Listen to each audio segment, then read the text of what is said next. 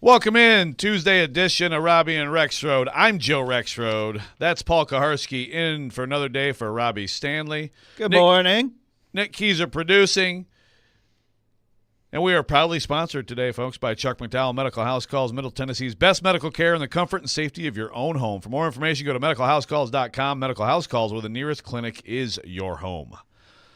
So we're going to get into Titans, NFL, PK's celebration of the day after his birthday. Happy day after your birthday. Thank you very much. Didn't finish your ribs, but you did have red velvet cake. Yeah, we usually do cake for breakfast, but nobody's getting up at 5 o'clock in the morning with me, so you guys have ruined our family tradition. Oh, that's too bad. I feel bad about that. Well, but you did eventually have. Is that always your go-to, the red velvet?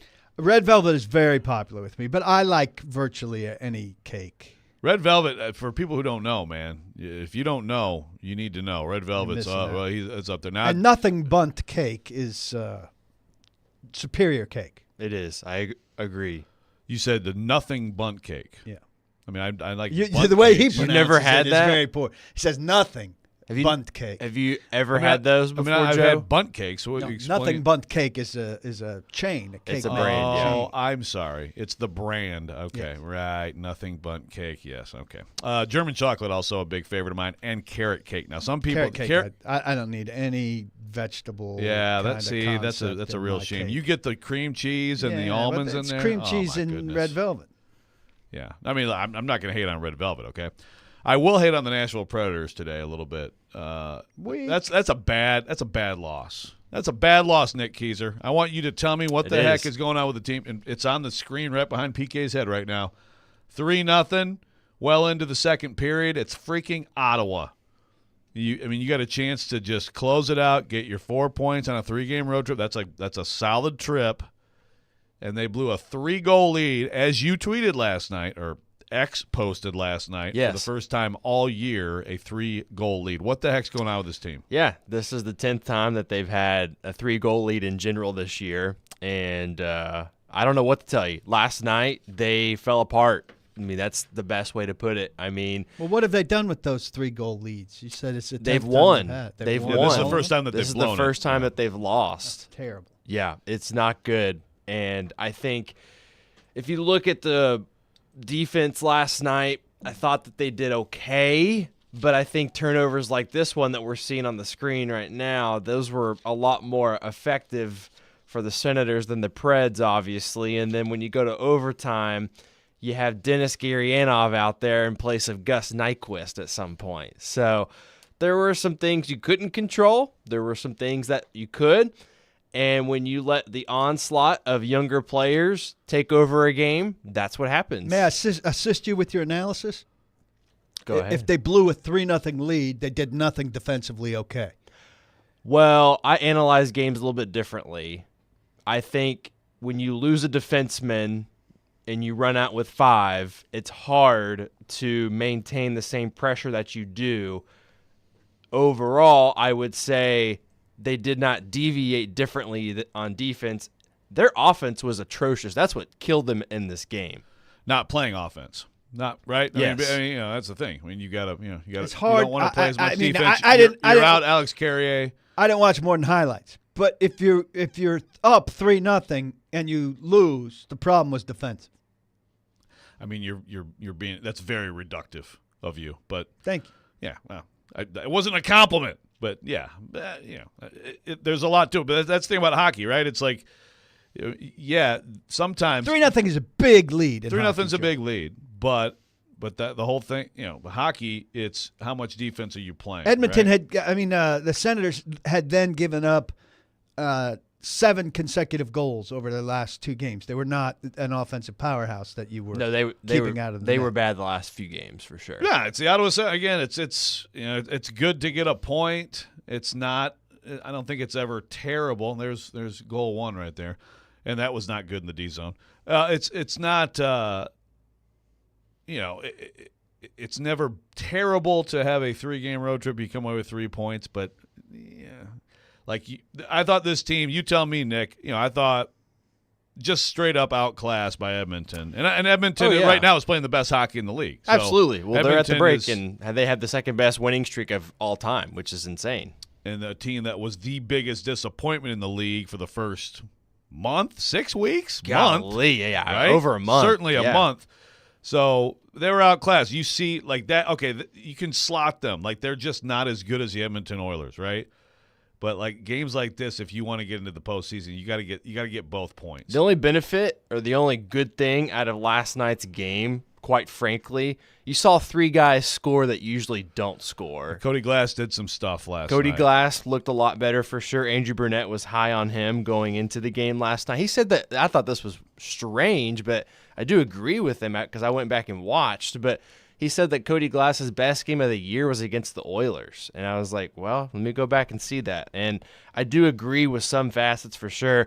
But Yakov Trenin got on the board for the first time in 16 games last night, Joe. And then you have, I think it was McCarron got on the board first time in 8 games, and Tomasino was first time in 6 games. And Tomasino, quite frankly, too, I have to throw this out there, he played That was a less big-time and goal. less. He played less and less after that goal, too. Yeah, was there any explanation from Burnett for that? No, No. not last night, no.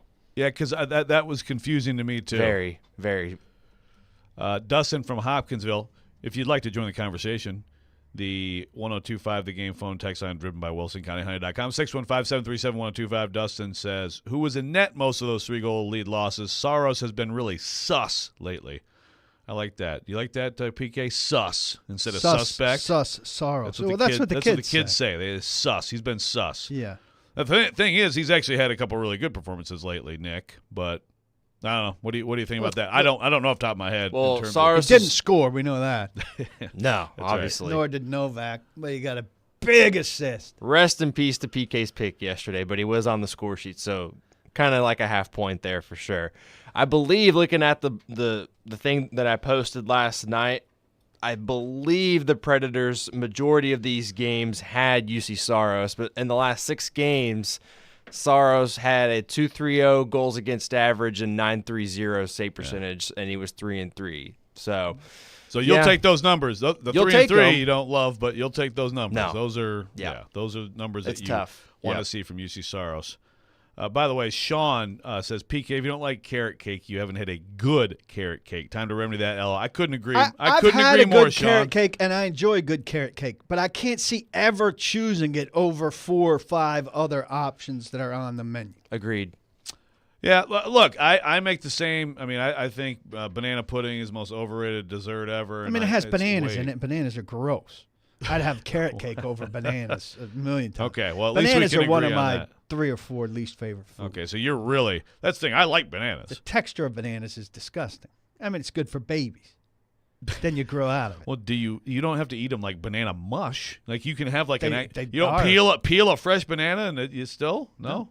It's gross. It's not mush. It's a mushy That's food. when you feed it to babies, you make it mush. It's a mushy food by its Yeah. very nature. Well, I don't hate bananas like you, but man, banana pudding overrated. It's just like I don't, there's I don't so need many my desserts dessert that are on better. fire. I'm a simple man. Well, that's the Give me thing. Well, so that's the A thing. large I'm glad slice you of brought cake. that up. That might be the best dessert in the world. Bananas Foster. Oh yeah, the real legit at Brennan's in New Orleans, bananas Foster. It only costs $28. Yeah, well, it's worth it, man. The eggs, oh man, that place is incredible. Okay, Dustin now says, now tell us Saros' numbers his last 10. Yes, before that stretch, well, first of all, you gave us a 6-game sample there, Nick. But yeah, before that, he had a couple real rough outings. I mean, clearly, look, overall, UC Saros has not been good enough, has not been up to his standard. There's no doubt about it. I'm sure some of it has to do with the switch over, and there are other factors, of course, beyond him. But UC Saros has not been vintage UC Saros this year. So I think if they're going to make the playoffs, maybe I'm wrong on this, but I think if they're going to make the playoffs, he's going to have, UC Saros second half of the season absolutely. vintage numbers, Well, when you're or they're four- not going to make the playoffs. Well, yeah, when you're 4-5-1 in your last 10 games as a goaltender, that's not great. And then your stats, look, it doesn't matter. You win and lose those hockey games. And Roman Josi said last night on the postgame show that there are a few power play goals that if we have those, we have a few more wins. And believe Max said this last night. The Preds are now 2 for 26. I can't remember the games, but I'll have to go back and see. But they have very poor choice of decision-making on their power play the last, I want to say 2 weeks maybe. They've been bad. Yeah, I heard Hal Gill talking about this last night. He's like, I think I see good things they're doing, but but Bruno is not happy at all. The with process, with how they're they say executing. it's there, but it's not. They're not showing the numbers. Results are not coming.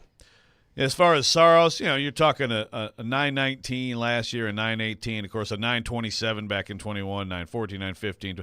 His career is 918. He's 903 this year, and that's with a recent surge. His expected goals, that stuff is it's flipped on its head. It's done a 180. He has been the dominant guy in the league when it comes to the underlying numbers, the analytics, and he is now not at all. No. So one other thing what does that mean? Yeah. It's still a small sample size, but it has to be a little bit true. concerning. I know the Predators will be preparing for this, but I'll be making my debut at Bridgestone Arena on February 10th. Oh, nice. With the family. So okay. they might Very want to good. play well that night.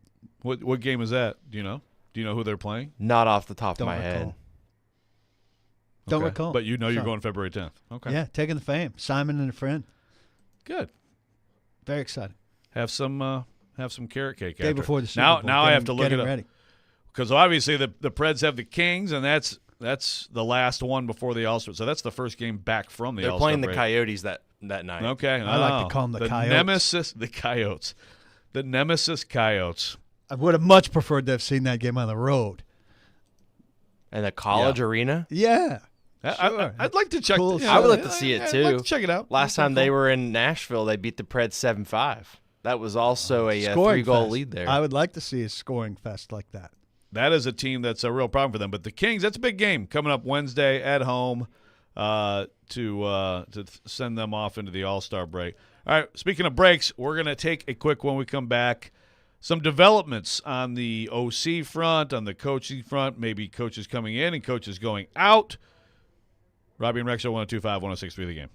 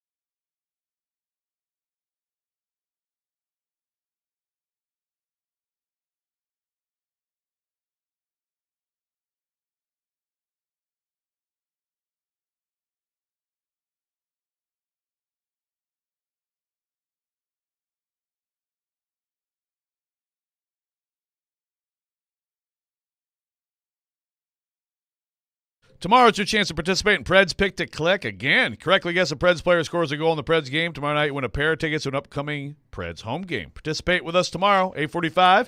Pick to Click brought to you by TJ Anderson Homes and Benchmark Realty. List your home with TJ to get your home seen, heard, and sold. And you know what? I forgot to do this yesterday. I'm doing it right now, Nick Keyser. Blue October. Blue October playing at the Ryman, March 31st. We're going to give away 2 tickets, I assume, right? 2 tickets.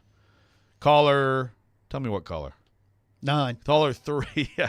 Caller 17. Let's make Nick work back there. Caller 3 gets Blue October Ryman, March 31st. Welcome back in, Robby and Rexrode. Tell me about Blue October. I don't know. You tell me about Blue October. I was asking you. I'm going to Google Blue October now that you mention it. But in the meantime, I'm going to Google how to say, what's his name? Eric Studesville. Studesville. So you thought it was Studville coming into the show today. We have determined that it is Eric Studesville. That's from a straight Google search. That's what it's giving me. There you go. I've had his name Google wrong for 15 years in my head, which I've not pronounced on the radio in all that time. So he is the associate head coach, Miami Dolphins. He's the running backs coach. He's been a running back coach by trade. By trade, yes. So if he were offensive coordinator here, and we forgot him yesterday, which was a major sin in that show because they had requested permission, and he is with Nick Holt, the other offensive coordinator candidate for Holtz. Brian Callahan that we know. Holtz. Now I'm going to mispronounce both of them. H-O-L-T. But it's not LT. H-O-L-Z. There's no T, right? H-O-L-Z. So there's no T, which tells you that, that it's holes. Right, because obviously, I mean, when you talk about someone who's a football coach who's a Holtz, I'm like, oh, it's another one to lose. Do your Lou lose impersonation. kids. You've got a great Lou impersonation. No, I don't have a great Lou. Come on. I don't. Does Robby? No, I mean, I thought somebody in this room did it. Yeah, everybody does it. I mean, for 3 of us, none of us to have a Lou Holtz. That's a University of Notre Dame. I'm not good at it. But that was bad. I don't know what that the was. The McAfee guy. The McAfee guy is great. Yeah, is all time great. No, it's it's a tough one, but yeah. So this Holes, I think it's Holes, right? That's what it looks like. Not Holtz. You don't say the. There's no T. Well, I think we is it really invisible need to. T? I think we need to figure out. As soon as someone gets hired, then we really got to drill down and get the pronunciation. But so, let's say this: as bad as we are with these 2 right now, we were the ones that got Cali to spell Cali. That's true. And I just ran. I mean, I just guessed writing it, and I was right. That's very risky to not call Robby and ask him how to spell Cali. Do you think Robby would have known that? He would have gone to Cali. I guess. I'm not calling him Cali, by the way. No, none of us. None of the press people should. Well, some will. Someone. No. I would think Stilly will. Stilly always calls everybody by first name, which gives listeners the illusion that he knows them, which is a radio trick, and it's terrible. So he calls everybody by first. Well, I call everybody by first name. When you're talking to someone, you don't address them by name. Yes, when you're talking to them. Okay. When you're talking about them, you say Brian really needs to do. It sounds weird. You say Callahan needs. I mean, I'm just thinking of Stilly. I was thinking last night about Brian. It sounds weird. I don't think I was thinking last night about Callahan. He says that about. He's been saying about Mike. I really don't like Mike. Mike's not my favorite coach, and he says Vrabel. If you have to suffer through it, listen. He says a lot of first names, like he's buddy. It's amazing how much you obviously listen. I think last week, like we had him on and we talked about Cali, and then someone on the text line was like, and then you call him Brian, and I'm like, yeah, dude, I'm not calling him Cali. No, like we're not pals with him. Yeah, we're not golfing. It's like when you cover the Preds, everybody is Joey and Sissy and whatever, and it's like, just call them by their names, but it's still good to know because we're all going to be writing it all the time because in quotes they're going to be like Cali this, Cali that. So you need to know how to write it. All right, so Studesville, Holes, and that's the. Is there somebody else we're forgetting today after we forgot Studesville yesterday? I do not think so. I mean, I was doing some work on this last night because I got that Ryan Crow is no longer with the team, outside linebacker coach. It's funny, the reaction.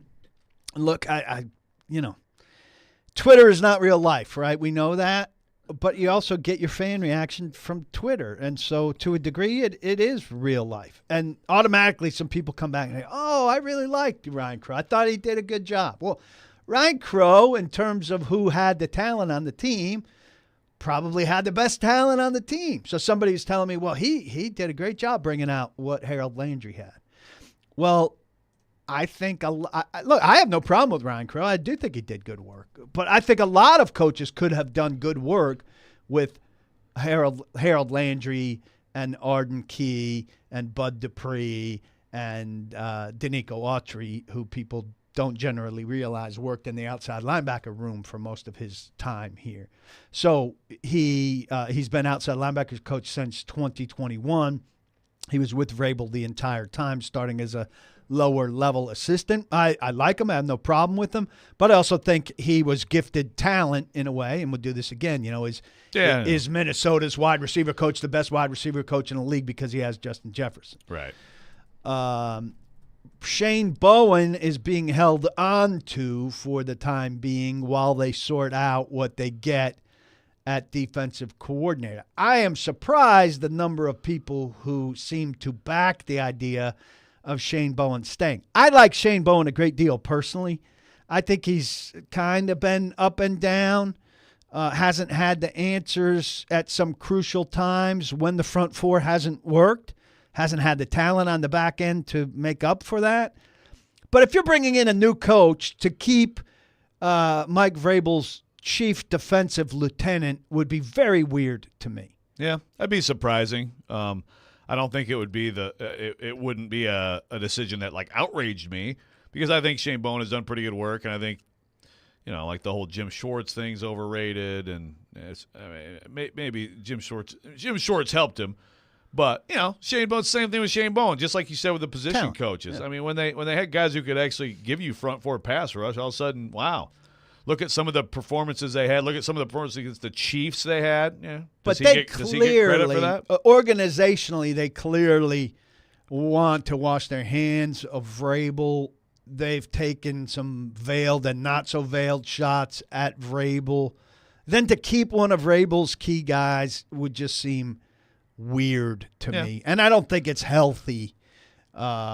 I mean, not that Callahan couldn't blend it, wouldn't give Bowen, a completely fresh start and all of that. I just think Callahan's connected. He's been with a lot of teams. You talked about this yesterday. The branches of his tree and through his dad extend far enough that he should have some good candidates here and be able to do equally good or better elsewhere. So, and I'd like to say nothing against Shane Bowen again, but I'd like to see new, fresh. No, I'd say that's probably. I think most people still would. There might be some people who are fine with Bowen, but I think it'll probably end up that way. By the way, there is another candidate, Kimberly Martin, ESPN, last night after we went to sleep. Thad Lewis. So Kimberly Martin, which I texted ESPN you so that we would remember it. Did you really? You didn't remember it initially. Oh my gosh! Well, someone made a joke about how bananas are good for the elderly, and my God, we are just totally. Yeah, you did text it to me. Look at that. See, to make sure that we didn't forget. God. So there you go, Thad Lewis. Big difference in age from Studesville. Studesville's actually older than you and me. Thad Lewis, 36 years old. He's been a quarterback. He's been the Bucs QB's coach. And obviously, the Bucs. Before that, he was their assistant wide receivers coach. So he was with them with the Brady. But I don't think he's been in the league that long. He's not been in the league long. He basically he played at Duke. He's a quarterback at Duke. He was actually a finalist for the Davey O'Brien back in 2020 or 2009. It looks like that season, and then.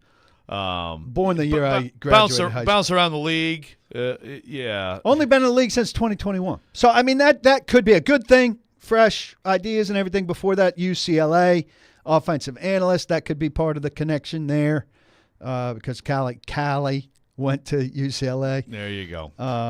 Yeah. So it's very obviously with Studesville, you've got the connection going back with Callahan, going back to Denver, and those staffs together. He was the running backs coach for a long time for the Broncos, so that's their connection. Guy who's been in the league for a long time, and now this much younger guy, 20-plus year gap between them, who's, the Bucks. It's, hey, sometimes, you identify, like, again, I think Thomas Brown, wherever he ends up, I mean, I think he's on a track to be, to have a chance to be a successful coordinator, potentially a head coach candidate. It's a fast rise for him, And he obviously helped with Baker Mayfield. Dave Canales getting all the credit, but obviously it takes more than one to Baker was really good this year. Shaped. And that was a tremendous job by that entire offensive coaching staff with what they did for a team that you figured would be completely down in the dumps, not far removed from having lost Tom Brady.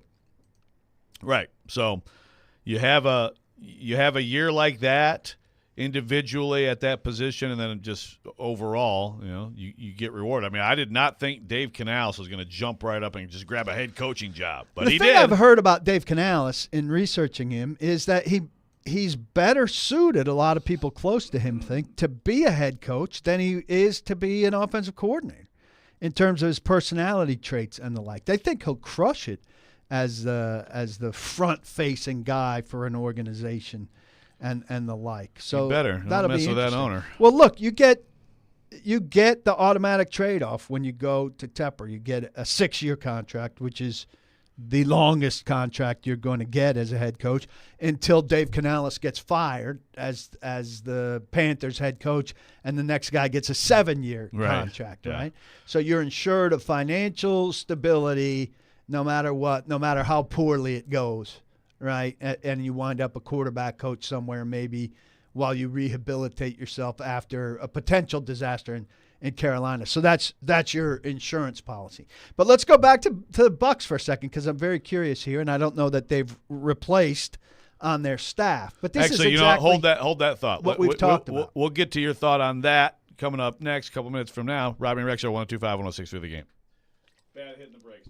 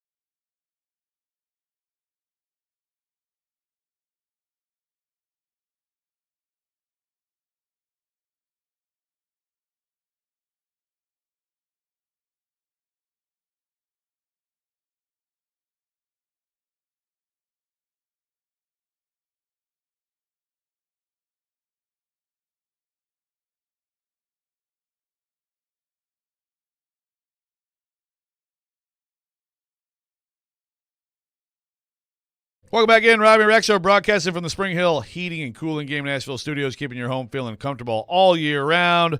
We're talking Titans coaching candidates, and Paul Karski has a point. Did Nick play that song thinking of Shane Bowen? Oh, this one right here? No. See? Why would I think of Shane Bowen in this Because song? he's still standing. Oh. See, you should have taken credit. I there. like Happy it. coincidence. Yeah, all right. I'm still standing. Shane Bowen, I hanging don't in there, believe buddy. in coincidences, PK. Yeah, so you did subconsciously. You played that for Shane Bowen. I did like how you play Rush earlier because PK's a Rush hater, which is very... Bush is coming to town, by the very way. You disturbing. and I should go to the Bush concert, and you'll experience Bush. Now, I will say, I'll go it's to been any a while concert, for Bush, but I will say, on your side of the Bush conversation, they're playing Municipal. So, Is that right? yeah. Wow. You don't see that too often. Poor. Yeah, well, second-tier acts. But I will say Sting played Municipal, and Sting, no matter that he's not done anything in a long time, you would think Yeah. would I mean, be bigger than I'd go see Municipal. Sting. All right, so whoever's out there that has access, we're not going to pay, of course, to go see Bush, but whoever wants to give us a But couple you love tickets Bush, to go though. see Bush, Yeah. well, my concert budget is just down. But Rexrode and Koharski at Bush, drinking big, tall beers, and Joe coming around on Bush the Lights? band. Take me back to It'll be a college. big night. I think it's like September 5th or something. One of my big pet peeves is how far in advance you have to buy concert tickets so that they can earn interest on your money. Like I bought Rolling Stone tickets, and then it got delayed for COVID. I mean, I think they had my money for 2.5 years. Yeah, that's a good point. Yeah, I mean, I've already got it. I've already got my calendar circled for Pixies coming up. Who's playing with in them? June. The second band's as good as the Pixies. Yeah, I saw Pixies and Weezer here, but it's a good band. It's They're an not as excellent good as pair. Pixies. The Pixies are like As good as Pixies. people don't understand. People don't understand how important the Pixies are. But anyway, Titans, Bucks. Okay, give me your Bucks point. You had a All right, Bucks well, point. yeah, here's my Bucks point. The Bucks. Well, first off, we've been having this conversation repeatedly about how you are now hiring the offensive guy to be your head coach because replacing staff is such a problem. Right. And so, like Nick Sirianni was a good coach. He loses both of his coordinators, Steichen and Gannon. And then Philadelphia has huge problems. And so that CEO type of head coach, a leader of men, is not as valuable as getting like your offensive coordinator to be your head coach, and then you have stability there at least. Of course, So, if you have a head coach like John Harbaugh who's good at hiring coordinators, then you can be okay. yeah, right. But that's rare. And if you look, they've failed to get to the Super Bowl with Lamar Jackson with 3 different coordinators. True. One of them was Marty Morningweg. That's my mulligan, but go ahead. Right. The Morningweg mulligan. So you look at Tampa Bay now, and you would think, hey, Baker Mayfield was pretty good. They probably should go forward with that. But he just lost Canales, and now probably is going to lose Thad Lewis, who could get a better job unless they're quick to promote him. Unless they want to promote him. Yeah. But a site I'm looking at, they've already got a list compiled. Now, Canales was out the 25th. Today's the 30th. Ken Dorsey's to interview. Brian Johnson's to interview. Gerard Johnson, quarterback's coach of the Texas, is to interview today. Thad Lewis is mentioned as a candidate. Kellen Moore is to interview. Oh, yesterday he's been hired as the Eagles DC. Jake Peets, the pass game specialist from the Rams, is to interview. Antoine Randall L., who's the wide receivers coach of the Lions, interviewed the 26th, the day after. Zach Robinson, the quarterback's coach of the Rams, was requested, but he's been hired as the Falcons OC. Right. Alex Van Pelt, the former offensive coordinator of the Browns, who was fired lately, was interviewed yesterday. 9 guys already are on the list, 2 of them hired away, acting fast. But can they replenish it in a way to sustain what Baker Mayfield did? How key were Canales and Lewis? That's the question that you're asking on every team that loses these guys. Yeah. How sustainable is it? How replaceable are your guys? That's like the story of the league right now.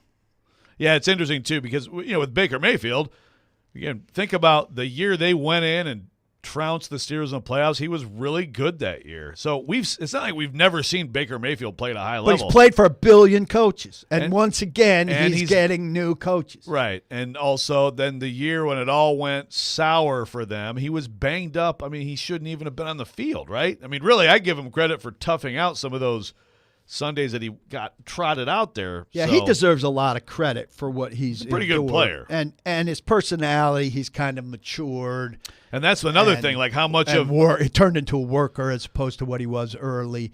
And now he's off the progressive commercials, and you're kind of not sick of him anymore. Now you can kind of root for him. But like, here's the thing. Like the Heisman House he's still good in those. Yeah, you'd rather be on the Titans side of this where you've got a new offensive guy coming in for your quarterback instead of on one of these teams where all the turnovers happening, like the negative turnover where you're losing an offensive guy and have to replace. Yeah, but that gets to another thing of just, well, I mean, how important we know who's calling plays. It's still an offensive coordinator hire. Still seems pretty important to me.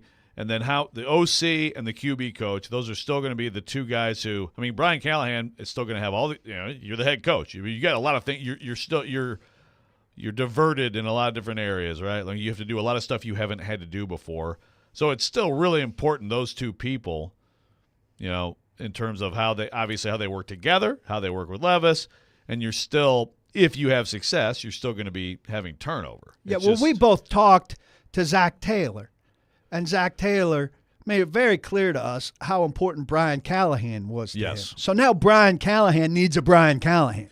That spot is going to be very important to Brian Callahan. Right. So that's where it gets interesting because, look, I think that a lot of people would be more excited about a Thad Lewis, a Lewis or a Hulse, right, than a Studesville. My God. We really have to work on that. Studesville, right? But that's the guy where there's a lot of history. And the fact is, hire your buddies conversation. Don't hire your buddies. Well, Zach Taylor and Brian Callahan go back to hanging out when they were both college quarterbacks during spring break, when Brian Callahan would come back and visit his dad in Lincoln, Nebraska. And, that's a relationship that paid off big time for them, right? Obviously, Brian Callahan went on to have a ton of success, so Zach Taylor knew he was good. But I think that matters, and that trust level and all those things, those relationships matter in anything. Thad Lewis least connected here, or least obvious ties. Nobody's really tracing anything so far. But maybe he's the young star of stars in this league. Yeah, I'm most intrigued by him because we know the least about him. Studesville is a run game guy. So I'm least excited about him as offensive coordinator because we're looking, like you said, for a secondary quarterback guy. And he doesn't strike me as a secondary quarterback guy. But you're still going to hire a quarterbacks coach separately, yes. Right? So, but you want it to be a 3-layered quarterback thing, and this would be more of a 2-layered quarterback thing, and he'd be transitioning into a quarterback work when he's been a running back guy historically. Well, and that's another thing too. It's like, but I know some coaches look at it like, okay, so this is more my person in the run game. This is more my person in the pass game, right? And split it up that way. I mean, like Tim Kelly was quote unquote passing game coordinator, but that was just a title, right, for him. He was working with the tight ends, but there are different ways that coaches go about divvying things up. I mean, it is important to have run game oversight, right? Maybe it's not exciting for that to be your OC, but yeah, well, look at what they had last year. They had Tim Kelly as offensive coordinator. This is without an offensive coach. Tim Kelly as offensive coordinator. Charles London as passing game coordinator / quarterbacks coach. And then Jason Otten was run game coordinator and running back coach. So they really titled it up. Yeah, they titled the heck out of it, and it didn't matter because they couldn't block anyone. Correct. So it always gets back to that too.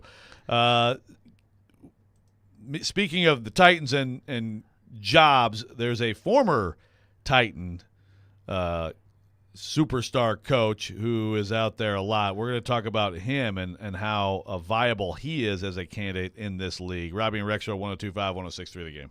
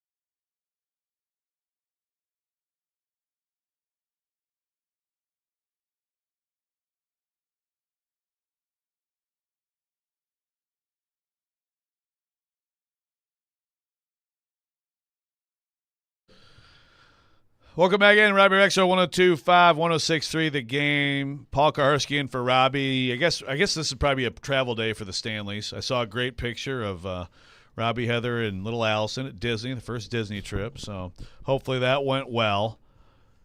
Okay, Pete, I have 2 questions for you. Hit me. 1, how attractive is Arthur Smith as an offensive coordinator candidate in this league? 2, why does Robert Saleh think like the 2022 Titans were like his North Star of football? Those are my 2 questions. These are both you. good questions. Arthur Smith interviewed in Pittsburgh, where Mike Tomlin has declared that he will be bringing in an outsider for his new offensive coordinator spot, where Matt Canada was fired in season. Huge demands for Canada's head for a long, long time. It took Tomlin too long. They've interviewed 3. Thomas Brown, who we've talked a lot about here, Gerard Johnson, the quarterback coach in Houston, Arthur Smith, and they were interested in Zach Robinson, who of the Rams, with the Falcons. who's very popular, who Raheem Morris got to Atlanta. So there's 3. That seems like a pretty good pool.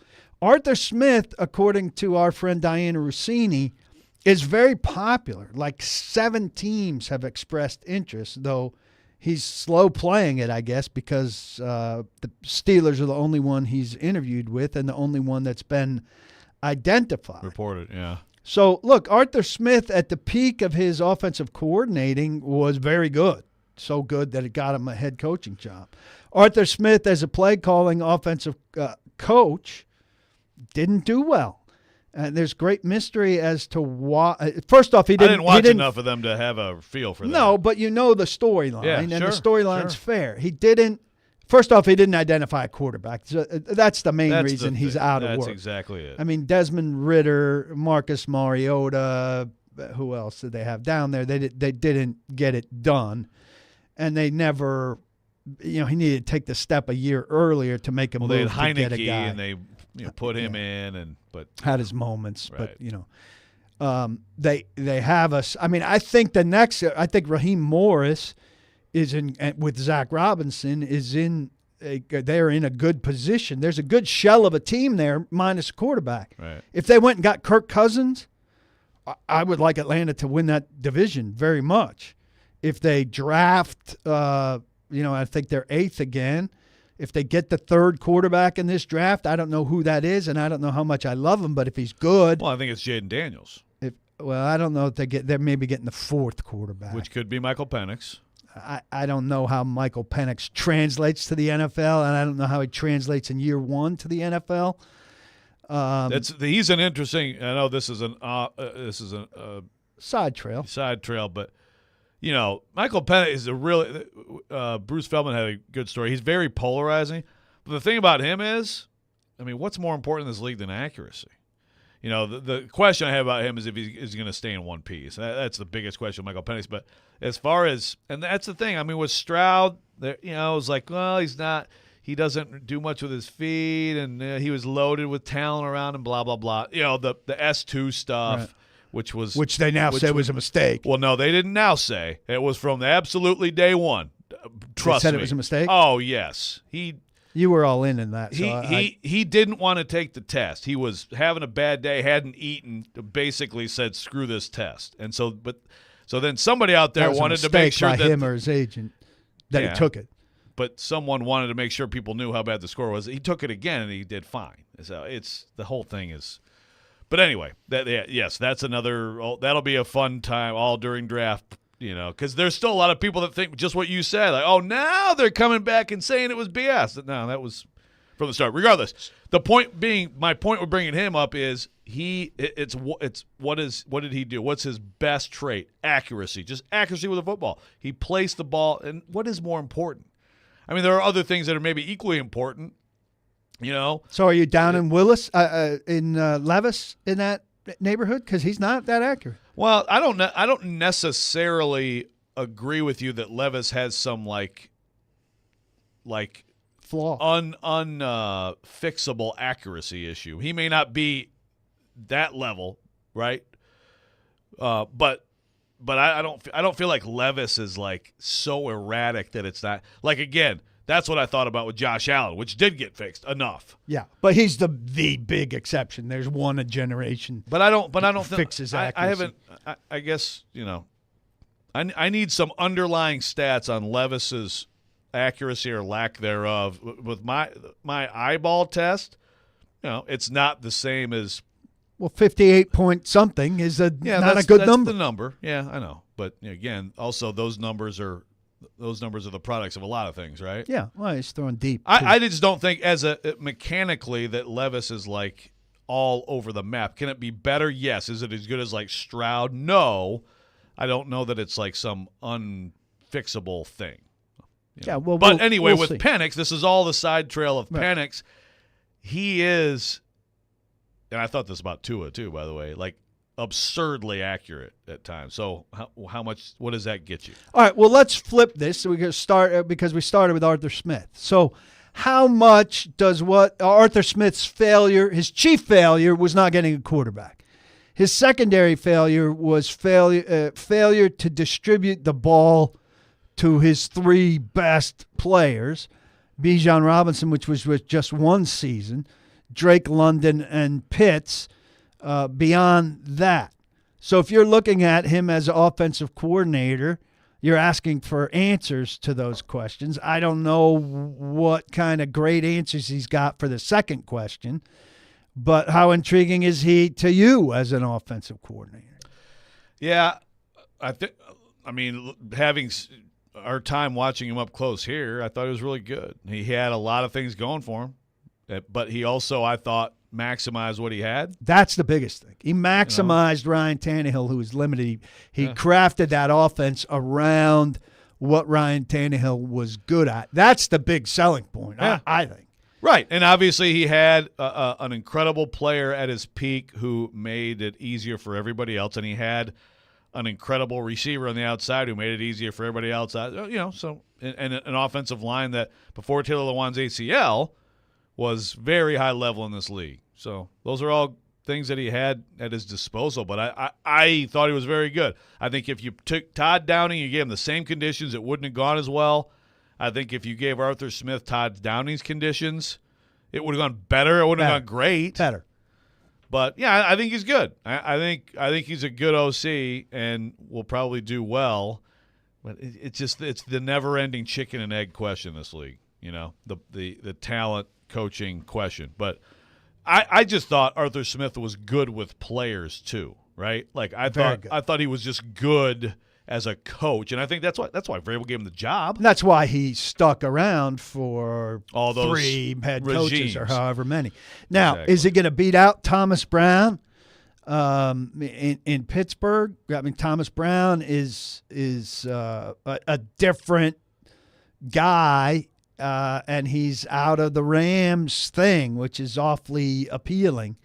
Gerard Johnson, I don't know anything about as quarterback coach of the Texans, but that's a 1-year thing where you're not Bobby Slowick.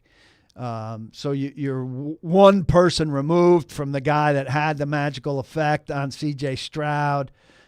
To me, I without looking into his background, I'm less excited about that. I'd like to see Arthur Smith surface for some more interviews here. That interview you would think it would happen with if Pittsburgh there's this much interest. Was 2 days ago, yeah. And if 7 teams are interested in him, you would see him start to surface this week as a candidate. All right, we come back. Titans. Philosophically, is this the biggest shift the Titans have seen since they've been in Nashville? We will ask Paul Kaharski. Robby and Rexrode, 102.5, 106.3 The Game.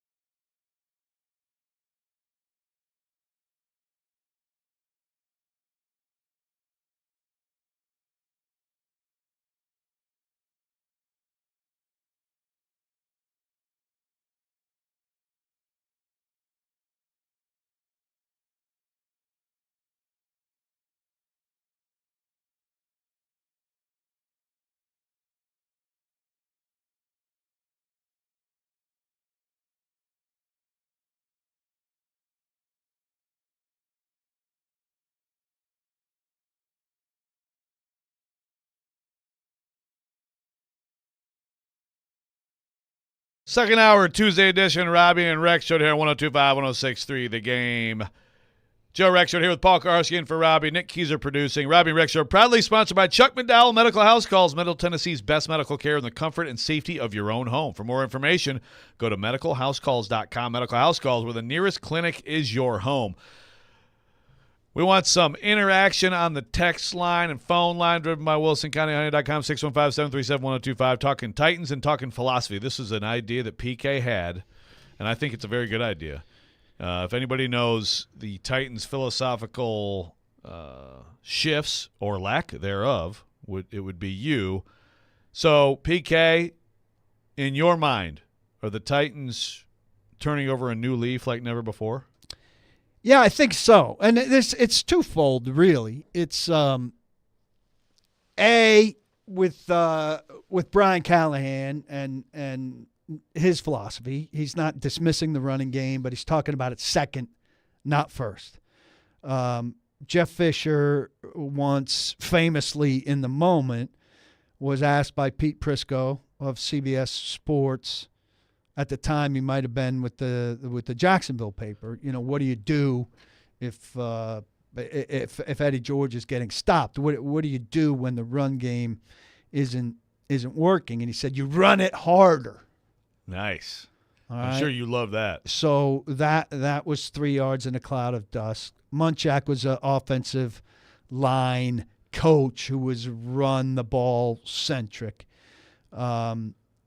Wisenhunt is just like erase him from the thing. He came in and gave everybody hope. Because that's the thing. The conversation was probably similar, right, when he came in? But he completely disregarded protection, really, and left Will Svitek one-on-one with J.J. Watt, right, which made everything moot. And he didn't have the receivers to do what he just wanted to throw the ball deep. He didn't have the quarterback to do it. He didn't have the protection to do it. So he talked the talk, but he didn't walk the walk. Then you got back to Malarkey, and Malarkey was exotic smash mouth. And then Vrabel obviously, talked about being multiple. And I think Vrabel is not as dedicated to the kind of football that we saw him play here, but he played to his strength, which was Derrick Henry.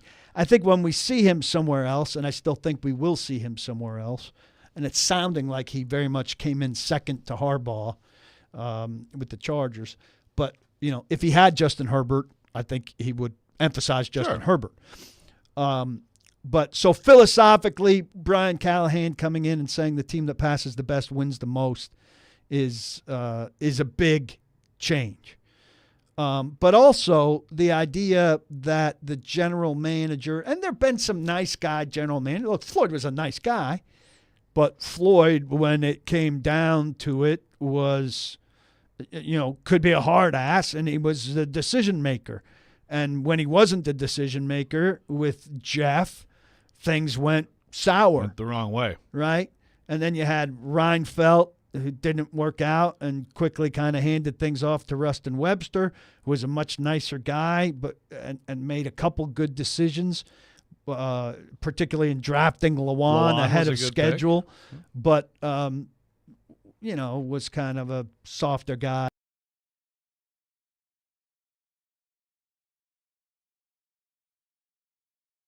Beginning, and then got the ego and power hungry, and people were afraid of him, and people were afraid of Vrabel.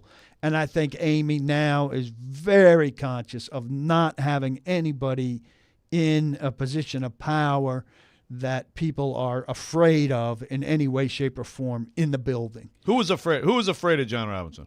Oh, God, who wasn't afraid of John Robinson?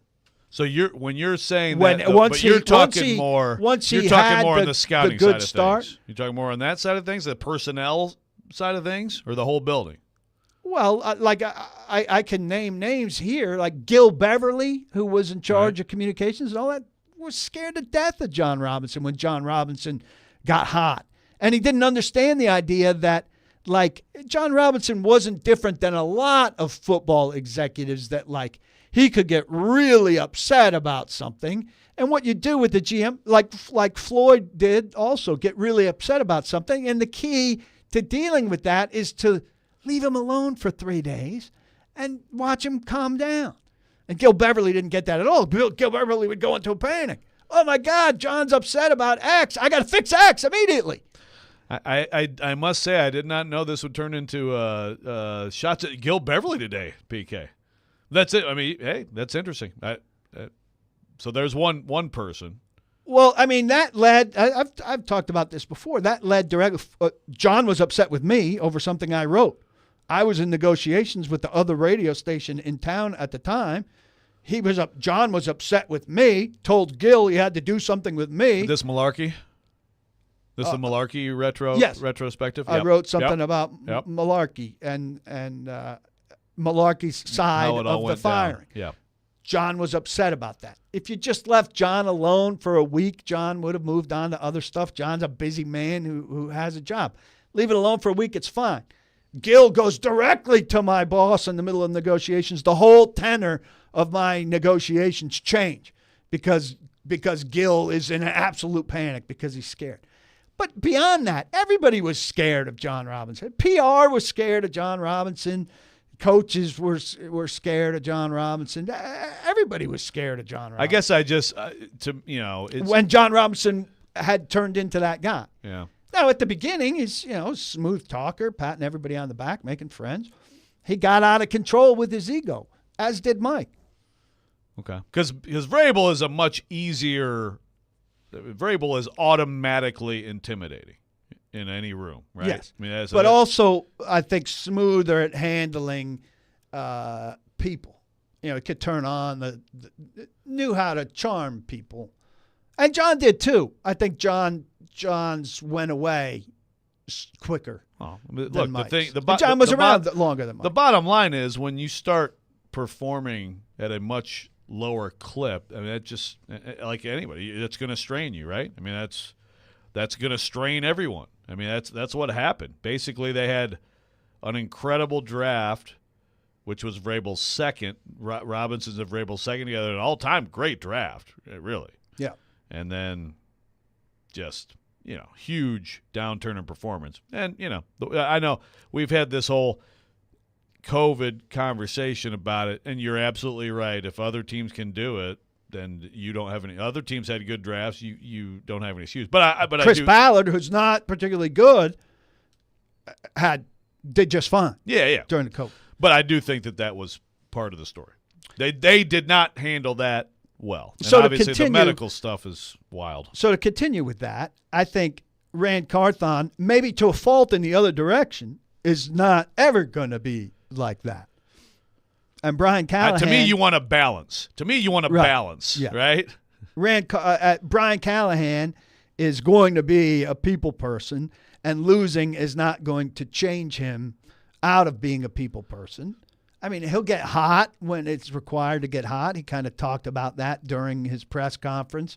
There was a line of questioning that TD asked him about, when he lit up the Bengals when they had a particularly bad game and they bounced back and played great. I think it was the Jacksonville game with Browning where they bounced back and played well. I'm not saying he doesn't have that in him, but I don't think there's going to come a time where Brian Callahan walking down the hallway, you don't want to look him in the eye. Like Saban in Miami. Person. Don't address Coach Saban unless he addresses you first. And I certainly don't think it's going to be that way with Rand. So I think that's a philosophical shift as well. That Amy a friendlier building and Burke Nihill and all of the people who helped make this decision said we don't ever want to get to a point where down the road these people become like John did and like Mike did, where there's this feeling, unlike what Callahan said, where it's not fun to come to work no matter what. Yeah. Sounds great, but again, right. In practice, it's a difficult thing to execute, but that's their goal here.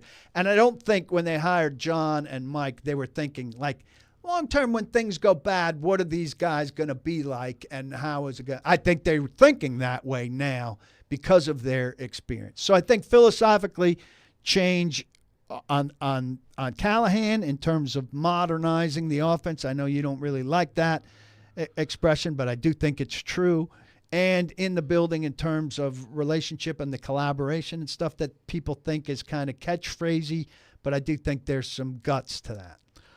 I do have a thought on the offense. And also, it also still brings me back to 23 months ago, so we'll get into that. Robby and Rexrode, 102.5, 106.3 The Game.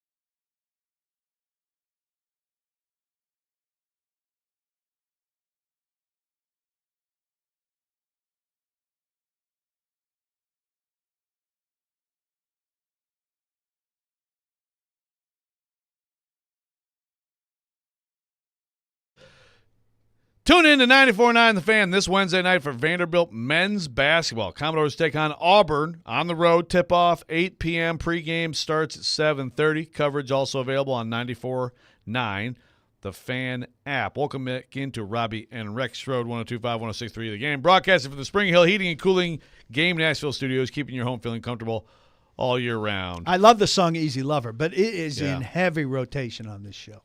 Yeah, I don't think Nick's actually played this one too much. I think there was one other time when you were in here when he did, but yeah, it's a great tune. I stand Phil by Collins, my stance Philip that Bailey. it's in heavy rotation. Too often? Okay. Nick, do you have a Nick doesn't response know to what this? he plays. Yeah, I know what I play.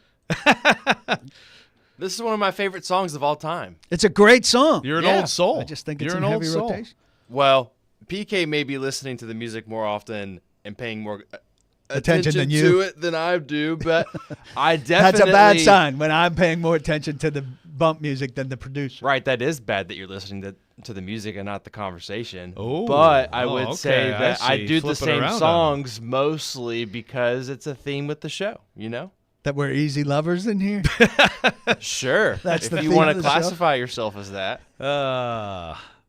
Anyway, I like the choice, and keep playing more. You need to play more Rush. That'd be my only quibble. More, I won't take you as higher, much Joe. Rush as possible. Less yeah. Rush. Yes, nice. I mean, people don't want to wake up hearing that nasally, whiny voice.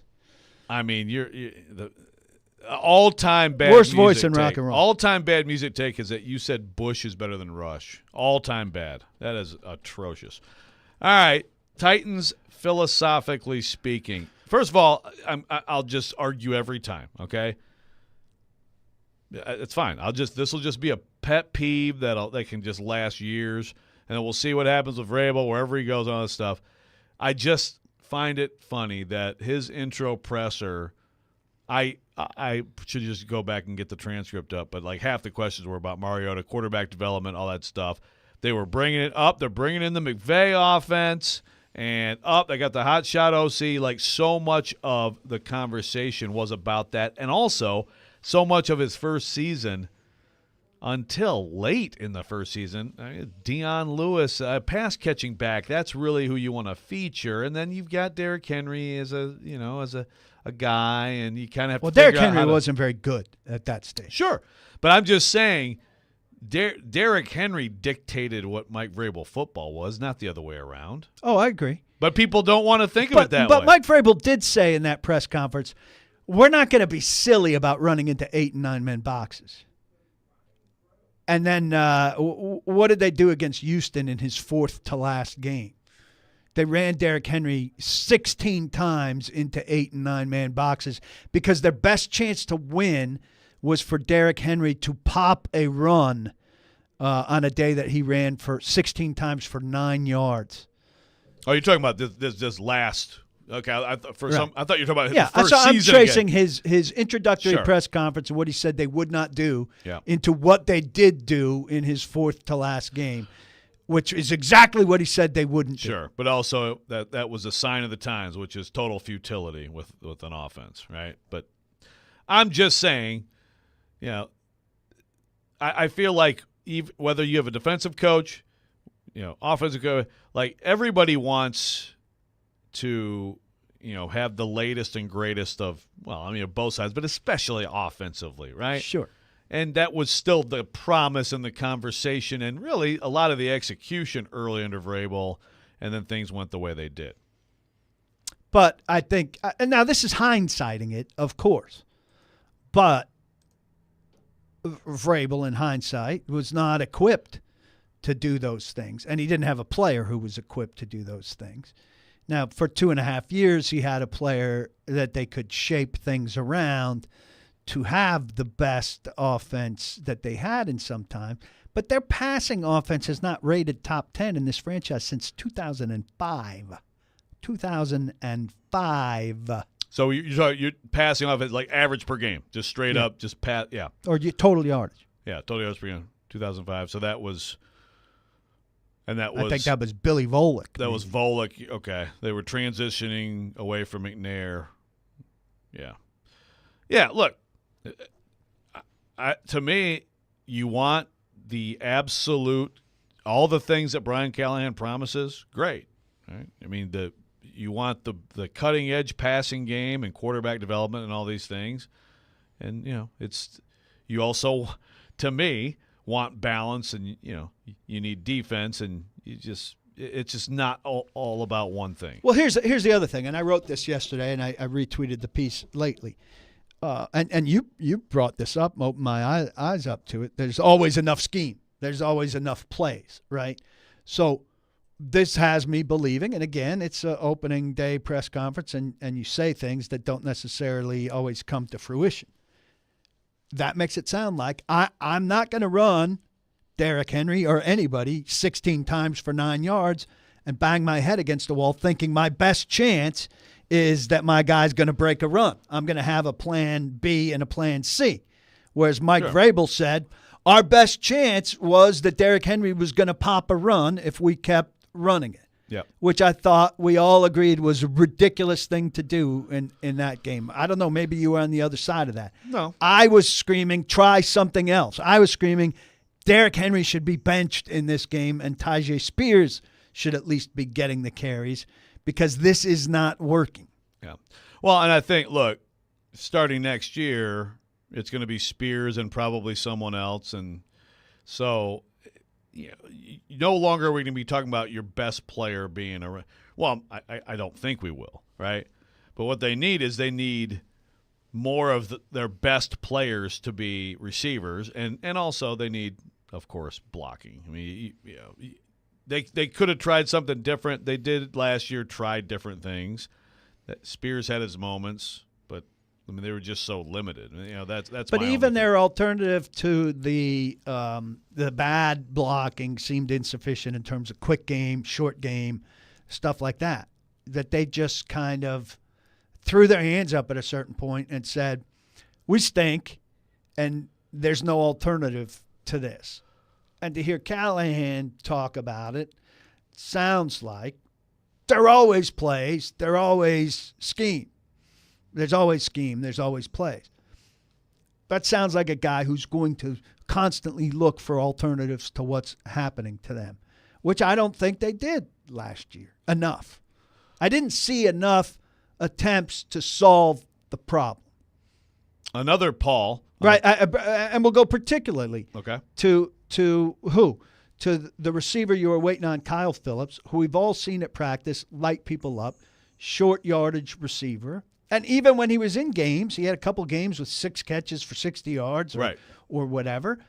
He wasn't used in the way that we saw him so successfully dominate people in practice. I agree. Well, I agree. And also you think back to when he was healthy in the previous offense, Adam Humphries was exactly that guy. It was like 3rd and 4. Okay, Convert. There you go. You convert at 4.5. And then you worry about other people, but that's what he does for you. No, I agree. I mean, they didn't – I'm not saying that they didn't do well enough with what they had. They and to didn't be have clear, a lot, but they didn't do enough. And to be clear, I'm not guaranteeing you that Callahan does this stuff. I'm just talking about what he's said about the approach. The conversation. So Paul in the text line driven by WilsonCountyHoney.com says, Joe, you're slipping. PK just said, people don't want to wake up hearing that nasal voice. And then I had no comeback about your voice. You're very right, Paul. Very right. He said, also still mad about no Stille versus Pauly. Actually, we do have Stille versus Pauly today at 8. So you will get Stille versus Pauly. Please, I have not been listening to Stille. So I don't know the foolish things he said outside of Dan Campbell should be fired. So please tweet me the things that I should be crushing Stille over. Yeah, tweet or text. The any sort of issues that we may have with his commentary, so he can be prepared. His quote unquote commentary. I still didn't get to my question about 23 months ago. We'll get to that with the Titans talking philosophical shifts at St. Thomas Sports Park. Robby and Rexrode 102.5, 106.3 The Game.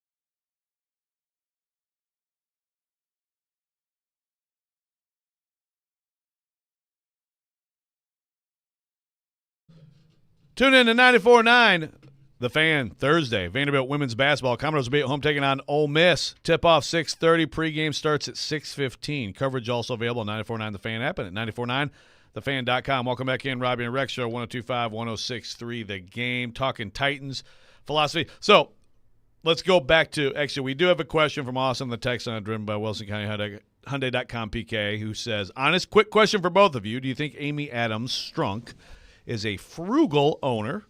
So deal with that, and then I'll get to my question that revolves around her. No, I don't think she's especially frugal. I think the Titans have a reputation for being cheap in a way that they are not. They're not off the hook in terms of spending like some teams are that are foolish about spending money. They just had, if you want to talk about their expenditures, they had a foolish expenditure with Ryan Tannehill, who had the highest cap number in the league last year. So you're going to call them cheap while they overpaid their quarterback? Yeah. Well, I think, look, I do think that people, because there is truth to the salary cap being overrated as we prepare for our friend Stilly to come on at 8. Right, and there is leeway in terms of some owners more willing to kick the can more than others. And to me, the important thing about cap space is if you have it, then we all know you don't need to do anything to make these acquisitions and to spend the money, right? So, if you have the cap space and you can just make the deals, then you need to go ahead and do that. The NHL, totally different situation. I know for a long time with the Preds, it was like, when are they going to spend to the cap, right? It was like you have to spend to the cap to be competitive, which took a while for that to – well, you can go beyond it in the NFL, as we know, right? Okay, but so here's the answer to the question, kind of. Robert Hunt is a good guard with the Miami Dolphins. Could be the kind of guy that the Titans really want, okay? And you say, given our cap situation, we're able to overpay to ensure that Robert Hunt gets here. Overpay to what degree is the question. And I think the Titans are a team that will draw a line. To get Robert Hunt here, we would pay him 8 or 10% over what we think he's worth. But are we going to go to all ends to get Robert Hunt, reset the guard market, pay him better than the guy in Indianapolis who's the best guard in the league? No, they're probably not going to do that. But now you're just talking about individual smart decisions or not, right? Right. Yeah. Well, that's, I think, when people think they're cheap. Well, you have all this cap money. Yeah. You should just blow the doors off the best guard in the market to get him here no matter what. Well, I don't think they'll behave that way. Yeah. I think, does that make them frugal or does that make them sensible? Well, sure, but that's one decision, and I would agree. Now, sometimes maybe you think someone is worth that, but you're overpaying in free agency. First of all, if you're going to do a lot in free agency, but to what degree? Sure. But to me, I'm more interested in the entirety of it, which is at the end, I'd like to see a lot of that used, because you have so many needs. Sometimes, like Ballard, went through some seasons and they left that cap space. They had a lot. He had done a good job of building that roster at a certain point, right? Chris Ballard was just, the toast of the town, maybe a little bit overrated.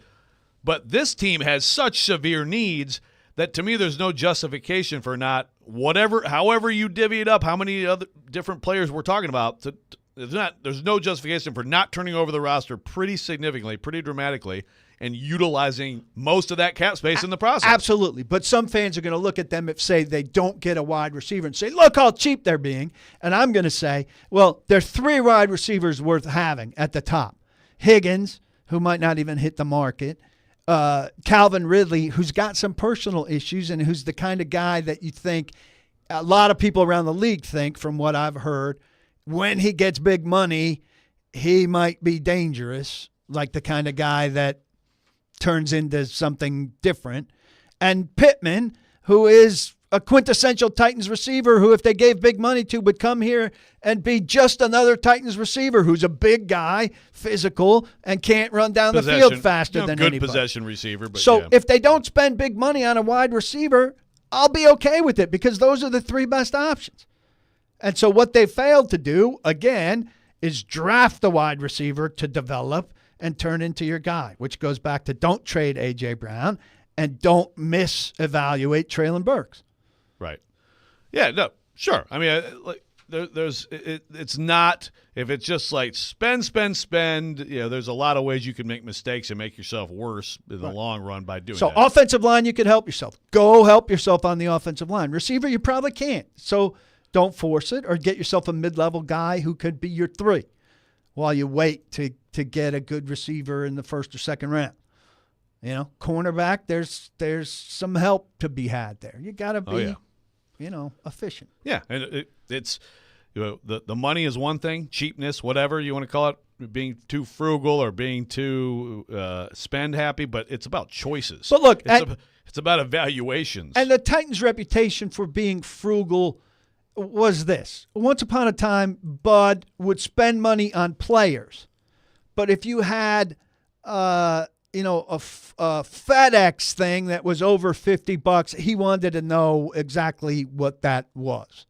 That was Bud's cheapness, his reputation for cheapness. I don't think it's like that anymore in-house. Okay, that's interesting.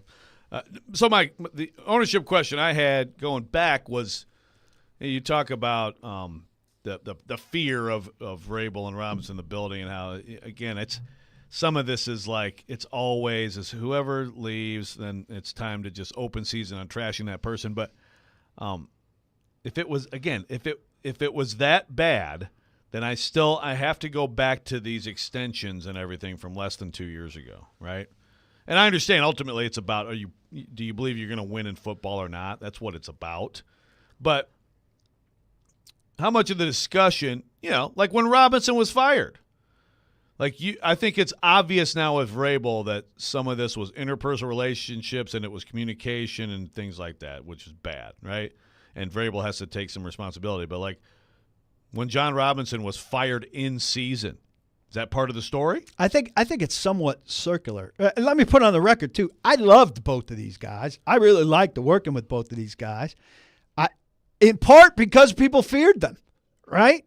I stood toe-to-toe with Robinson and Vrabel and had good relationships with them and enjoyed sparring with them in a situation where a lot of other people are complete Southern genteel people bristle at that and run from it, right? So it was good for me. These guys I have shared mentality with them, and I like them both a great deal personally. I haven't seen John. I've talked to John a little bit. I've talked to Mike, and I think I'll have a relationship with Mike, going forward. But I think what your question you're asking is very circular. She gives them the contract because she likes what they're doing, but the contract empowers them to continue on the ego track where they spin further out of control in the direction that's unhealthy. Well, you said continue. So, okay. So do you look at those extensions as, just like we talk about players, now all of a sudden got the big payday and not working out as hard on the outside. Do you think there was a negative effect on them?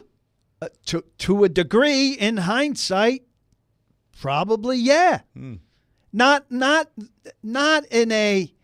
look, you get, for a player, C.O. Bricado, the great scout, told me early on, a scouting bromide that I've maintained forever.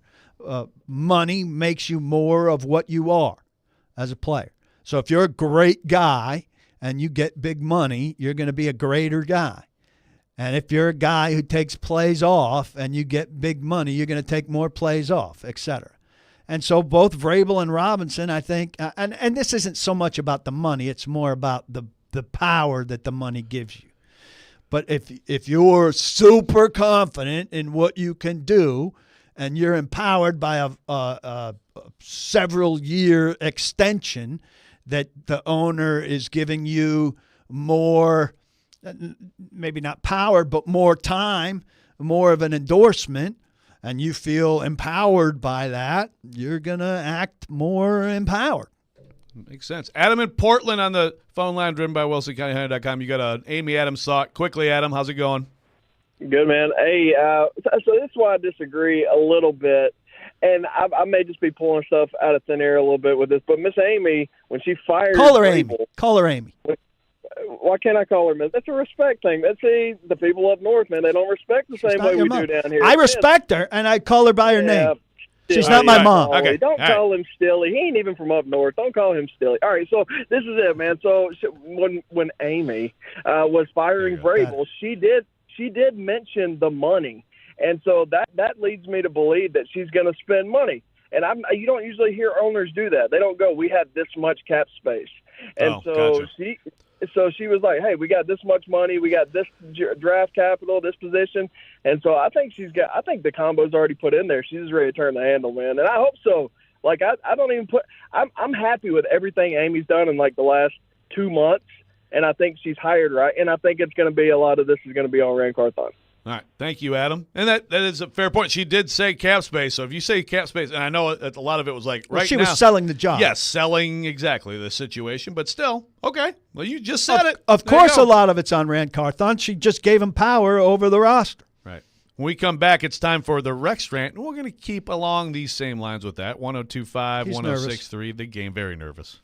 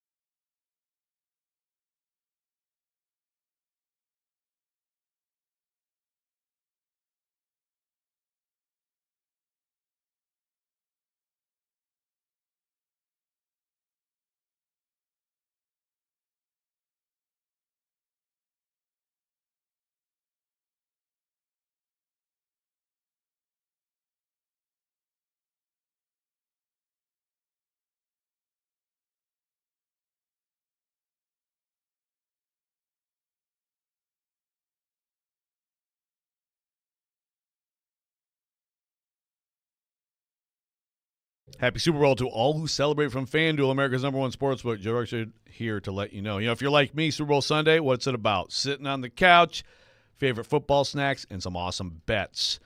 This Super Bowl, I'm just telling you right now, I'm sticking with what I said last week about the Chiefs. I'm big on the Chiefs.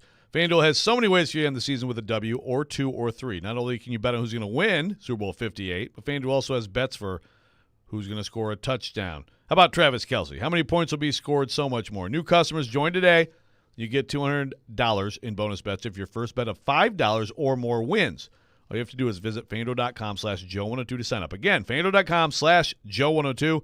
Make every moment more with FanDuel, official sportsbook partner of the NFL. You got to be 21 or older to present in Tennessee. First sideline win, one age or only. $10 first deposit required. Bonus issue is now available. Bonus bets that expire 7 days after receipt. Restrictions apply. See terms at sportsbook at FanDuel.com. Gambling problem? Call the Tennessee Red Line, 800-889-9789.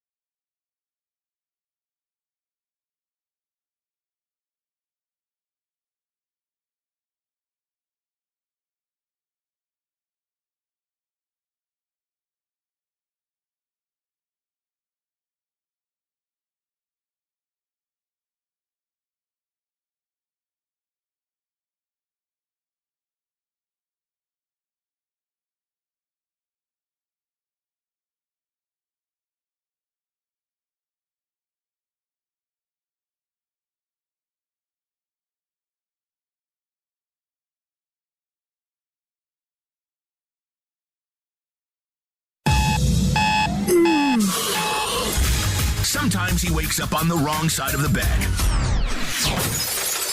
And sometimes he's just, well, Joe. Awkward moment, let's do it. This is the Rex Rant, now on Robby and Rexrode. Why are you holding your hands like that? I'm trying to get a question in here. Well, then ask the question. No, I'm just saying, like, you look ridiculous. He's kind of ugly, though. Frames! Oh, I missed some frames already. Oh, you know what I need to do? When we had the Zoom days, on the Zoom days I used to troll you especially, but I was getting the comments and make fun of people. And at one point, Vrabel was in there. Well, at one point he went in there. He just said Joe is a clown. I got to get that and put that on my Twitter account. The Vrabel As your comment. header. Yeah, Joe is a clown. Yeah. So what are you doing with your hands? That was. I mean, it was. I was so like bad. this. He cut me off, and I'm like, dude, don't cut me off. Well, I don't even remember what were we talking about that day? I texted him after that. Well, he texted me after that. Killed him. What, you killed him? I killed him. him. Good for you. Well, let's talk. We are going to kind of go along those lines, but before we get into it, I do want to point us out to a couple texts on the text line, and I have to agree, too. This is going to be a very pro-PK rant. Will from Nashville says, by the way, I'm from South Georgia. Parents, too. I'm about as southern as one could possibly get. The Miss Amy thing drives me crazy, too. Look, were I her nephew or maybe the guy who takes care of custodial duties at her house or, frankly, even the head coach of the Titans who works for her, I might call her that. Random fans and media? No. Amy, not Miss Amy, bizarre. Totally with you. Miss Amy is bizarre. Like, and again, that's what they call it. So Robinson called her that, Mike Vrabel called her that, and people in the building. If that's what she wants, she owns a freaking team, okay? So if that's her preference and you work for her, well, then you have to do it. Nobody else I hope has to Callahan do it. has asked her. Like, is that what you prefer? Or I would can I assume call he you would Amy? ask Can her. I call you Amy? I'd like to know the origin of that. Like C from Franklin says, I'm with Paul also. Calling her Miss Amy is odd. It's like she's a totalitarian leader. We must not disparage her by referring to her as anything else. Kim Jong Amy. So, yeah. I don't understand it either, unless it's her preference. So if that's the case, well, let's get that out there then. But yeah, if I'm Brian Callahan, I'm finding out, right?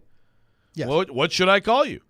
They obviously all thought it was important to call her Miss Amy, but none of us should do that. No. Unless she's paying you, you should not do that. Now, of course, we're getting low on time because I've on a side rant on that. But here's my defense of you, PK, and I thought of it because you were just talking about your relationships with John Robinson and Mike Vrabel, and we've talked about it before, but again, I think especially if you, and I don't want to disparage different types of media or whatever, but I think especially if you're a writer, it is very important for you to talk to people and talk to people away from the press conference stuff. If you're covering a beat, if you're covering anything, you have to do that, right? You have to.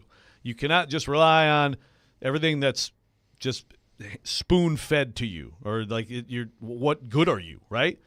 So my point being, I've heard some disparaging of you elsewhere in town that bothered me a little bit because elsewhere, but it bothered me a little bit because they didn't name my name. I'll tell you that. The idea being, so you and Rand Carthon have had your thing. I mean, you kind of yelled at him at his press conference. That's between you guys.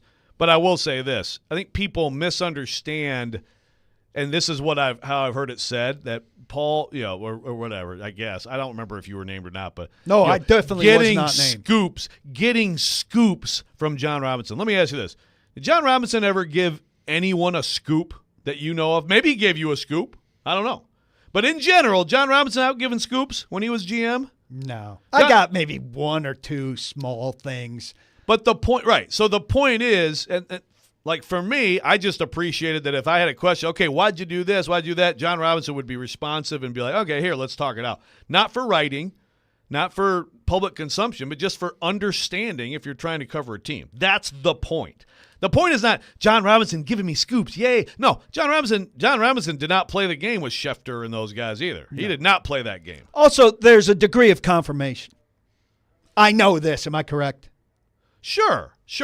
But that's not the same thing. This idea not at all. That John Robinson is, you're in this relationship where you're getting no. I mean, first of all, and then we can do another side rant about people complaining about the fact that the NFL and really every league is now set up for news breaking to be done by these national people that the agents are like, I got to give it to Schefter. I got to give it to Rappaport.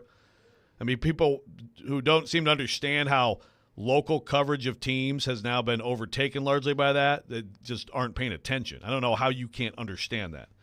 But the idea that that this is about scoops, it's not. It's about just conversation. It's just about understanding a team. It's about understanding what the thinking is. And that is something that, to me, any general manager or coach, in my opinion, of a team that people care about should engage in with media who cover the team. Yeah. A lot of texts I send start with "help me understand." Help me understand. Right. And the other thing how I'll you say have to there do. is, That's if how you're you have to do talking the about job. me, stone up and say my name. Trust me, when I'm talking about you, I say your name. So stone up and say my name. Whether your boss prohibits you from saying it or whatever. Just be a man. This is a man we're talking about. But he's a boy, actually. Yeah, I that's fine. I guess I opened the door for PK to get there. Yeah, you can do whatever you want, man. It was my rant, but you took over the rant. That's fine.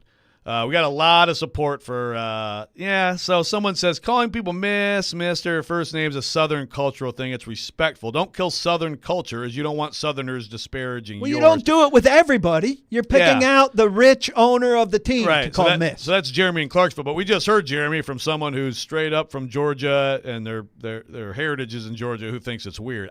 I understand the respectful thing. I do. So should we call him Mr. Callahan? Exactly. No. I mean, Mr. Rand? Right. No. You call So what's the line? So if you're a certain level of rich, I have to call you Miss? Again, That if seems you to be work it. for the super rich person who wants to be called Miss Amy, then you do it. Other than that, there's no need to do it. This kind of goes into also coach, right? So I don't call people I cover coach. My rule is this. My coaches, who if I talk to old coach, I call him coach. And the coaches of my kids, I call coach.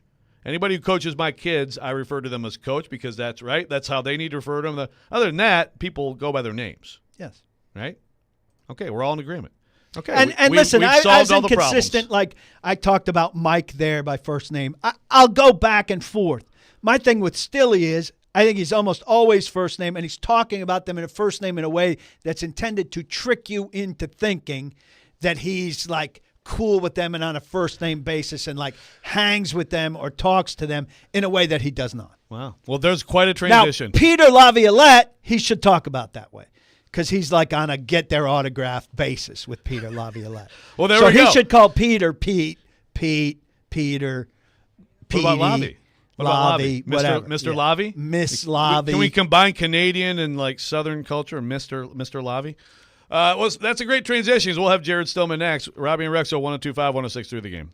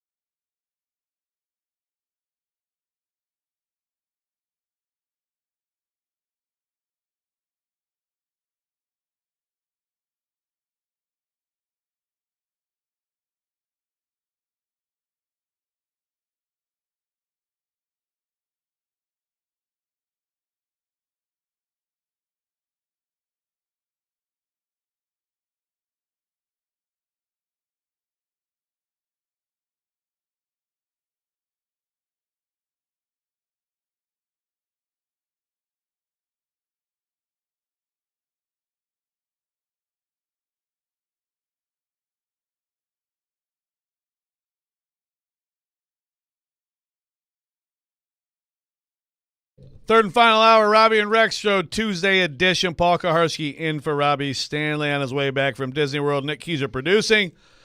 And we're happy to welcome in our next guest. He ducked us Friday, but, a Stilly Pauly. We just can't have this much Pauly and then not have any Stilly. So, Stilly Pauly segment, here we go. He ducked us. Jared Caroline Stillman. ducked us. People ducked me. Is that it? So, you think everybody's afraid of you? Are I you was on afraid assignment. of him, Jared? I was on assignment Friday morning. You were on assignment. You were, be frank, you were recording your interview with the head coach. Is that not on assignment? Yeah, but why can't you say what your assignment was instead of making it sound like? Okay, I was interviewing the Titans head coach. Yeah, I felt that's like a that was much kind of better. important. That's a much better gig. It was a good interview. You didn't own up to being the driver of Will Levis's personality is an issue, but you and I. I was not hashed the that driver of that. That was a national discussion. Unless you think that I am driving. You were the national local discussions. driver. You were the ain't driving local any driver. national of I'm that the local discussion. driver of a lot of discussions around here. Did you call him Callie? Yeah, baby. I did not. I hate that. I hate. You the, called him Brian the whole time. I hate that. I heard you guys complaining about the Miss Amy thing in the last segment a little bit. Pathetic. I have no idea where that came from. I don't do that, but I also think that the people that work there, everybody that works for the Patriots calls Robert Kraft Mr. Kraft. I don't call him Mr. Kraft. Sure. But people who work there, I don't have a problem. If that's what the billionaire in charge wants, then you do it. If that's what we're most upset about today, then we must not have a lot to be upset about. But other people, when you're interviewing saying him, you call him Brian. But when you're talking about people generally, you always talk about them by first name, which is a trick to get listeners to think that you have personal relationships with people that you don't. Is that true? I think I call him Coach sometimes. I know Coach Joe's is very terrible. anti calling him Coach. I just kind of think that Coach is like doctor, except for they didn't go to school to be Coach. Yeah, it's not at all like doctor. Coach. Yeah, someone's a doctor, then you call him doctor. You call him doctor last name, right? Yeah, you go in Callahan's office, there's not a big degree behind his desk that says Coach, like from the school he went Some to. people do it, and that's fine. my rule is just that if it's your coach or your kid's coach, I call him Coach. Otherwise, they have a name. But Jared, we've talked a lot today on the show about the philosophical shift of the Titans. So, do you agree with PK that this is like no shift we've seen before?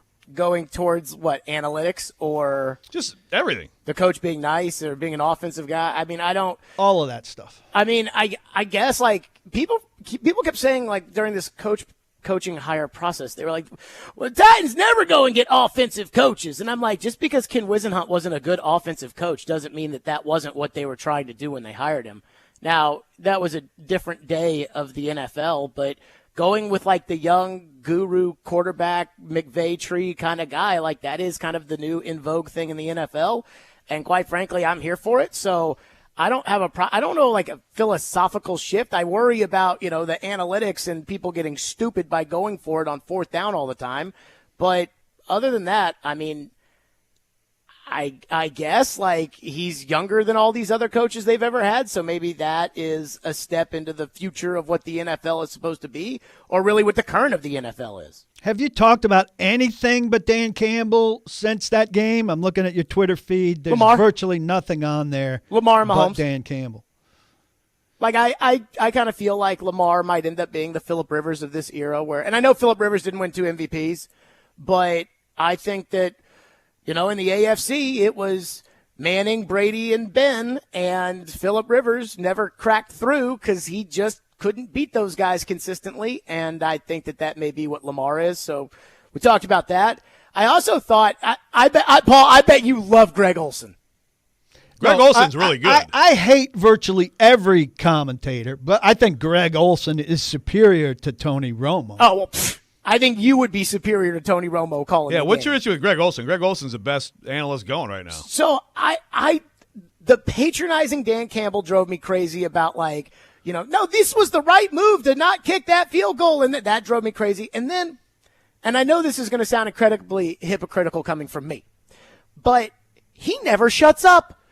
As soon as the play is over, he has to talk for the full 40 seconds. Yeah. Whereas, like, Joe and Troy You have, have no like, grounds a for this. conversation, which I enjoy listening to. But Troy, but if you want to compare analysis, like someone actually breaking down something for you, like Greg Olson is much better than Troy Aikman, and that's what I want an analyst who says, okay, here, let me give you some nitty-gritty X's and O's stuff quickly. Yeah, sometimes he goes long because he's giving you a long explanation, but I want that insight. Troy, Troy Aikman's fine, he's okay, but I don't think he gives you much insight. So what I appreciate about Troy is that I feel like Troy and Joe have like a certain level of, like, I don't know, credibility or deniability or whatever it is. They can say whatever they want. They don't care about how the coach is going to feel about it, how the players are going to feel about it, how the league's going to – they'll throw officials under the bus. They'll do that, and I don't think that, like, Olsen will do that. I don't think he'll chuck somebody under the bus the way that Aikman and Buck guys who have been in the league relatively recently have trouble with that. The longer he gets removed from his people. Let's talk about the Campbell thing to one degree. Have you held players to account at all? They're up 24-10. It's 4th and 2 from the San Francisco 28. If Josh Reynolds can catch a catchable ball, they continue to move. They probably score. All right, so I don't think that's a terrible go for it on 4th down. Then you don't think not taking the 3-score lead was a terrible decision? I think that it's not a great decision, but like what's the best that could have happened to them? But a 3-possession lead. But the play that they run is a completely successful play, except Josh Reynolds sucks. And I'm big on player accountability. And Josh Reynolds has to catch that ball. That's my number one accountability right there. And then Kindle Vildor has to break up that pass and not let it bounce off his face mask. So if those two things are executed by players, the Detroit Lions are absolutely fine. And if they kick the field goal, the Detroit Lions are absolutely fine. Right. Well, I'm giving you two plays I'll I'll take the one binary decision from the coach ahead of trying to rely on these Scarbinis that couldn't even play for the Titans. I mean, well, by the way, Scarbini, you've been saying all year, I guarantee you, that Josh Reynolds is great. The Titans couldn't get play out of him. Why isn't he here? Why isn't he good? Then he drops one pass, and now he's a Scarbini, whatever that means. He's not very good. But you even brought that up in your monologue right there that you were just saying. My point is this. I keep thinking about, again, one binary decision to kick a field goal. You're up now by 3 possessions. At that point, if he makes it, you're automatic. You're a big Michael Badgley guy. Hey, he made from 54 last week, which I was shocked by. One field goal made guarantees all field goals. He's been drilling the ball in these playoffs. I agree with Jared, but he's like a closer in baseball. When they're hot, and then they can't find the strike zone. You know what that's about, too, although Mariano never had that problem. But I go back to, if you make the field goal, you're up by 17 points. If you convert the first down, now you still have to score a touchdown to get any extra benefit out of that. And it's still a 3-possession game to a 3-possession game. If it was a difference between a 3-possession game and a 4-possession game, I would get it. But again, it's a 3-possession game versus a 3-possession game, and that is pure and total incompetence. And same with the field goal that he didn't kick, where it was like, no, we're going to go for it to go for it. And then at the end of the game, when they ran the football with 3 timeouts under 2 minutes, that was terrible. That's different, and that was terrible. But your thing, that's by far where you go from a guy having a bad game, a guy who's taken his team further than anybody's done since 1957, and you fire him. I mean, your willingness to fire is just above and beyond compare.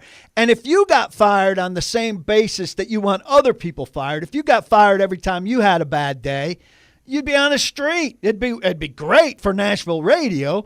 But, I mean, if you applied the same standard to you that you apply to Dan Campbell, things would be different around here. I don't think I incompetently do my job, though. And that was incompetence. And the other thing about firing Dan Campbell, too, is the comparison of who's more important here, him or Johnson. And I go back to Dan Quinn, right? When he blew that Super Bowl, and hindsight, of course, is, who's more important to the Falcons, really? Him or Shanahan, who was going to get a head coaching job? You weren't saying that day. You weren't saying it the day after. I'm saying it today about Ben Johnson. Well, that's fine. But you also have to be realistic about what's going to happen and how the league works. which is something you're not good at understanding. What's going to happen and what should happen aren't the same thing. I'm talking about what should happen. It's not going to happen, but that doesn't mean that it shouldn't happen. By the way, Caleb says Jared 100% has mentioned how Reynolds and Raymond have been good and wondered why they couldn't be that good on the Titans. And Vildor. Let's also Vildor, you think Vildor's been good? No, he hasn't been very good. But I will say, I didn't even realize they had Ferkser. They had another Titans legend who all he has to do is stay in bounds, and like the end of the game is interesting. He allowed for Dan Campbell to show that he's in game management. He's incompetent. What would you think? He's a good coach. Well, let's get off Detroit. What would you think if Shane Bowen was held over as defensive coordinator? I don't think I'd like it very much. Yeah, me neither. I don't. Hey, common ground, Stilly and Pauly. I mean, I just kind of felt, and I know you guys get mad every time I bring up Jim Schwartz, but I feel like he was the key. it's not an accident. I mean, why won't you listen to people who know?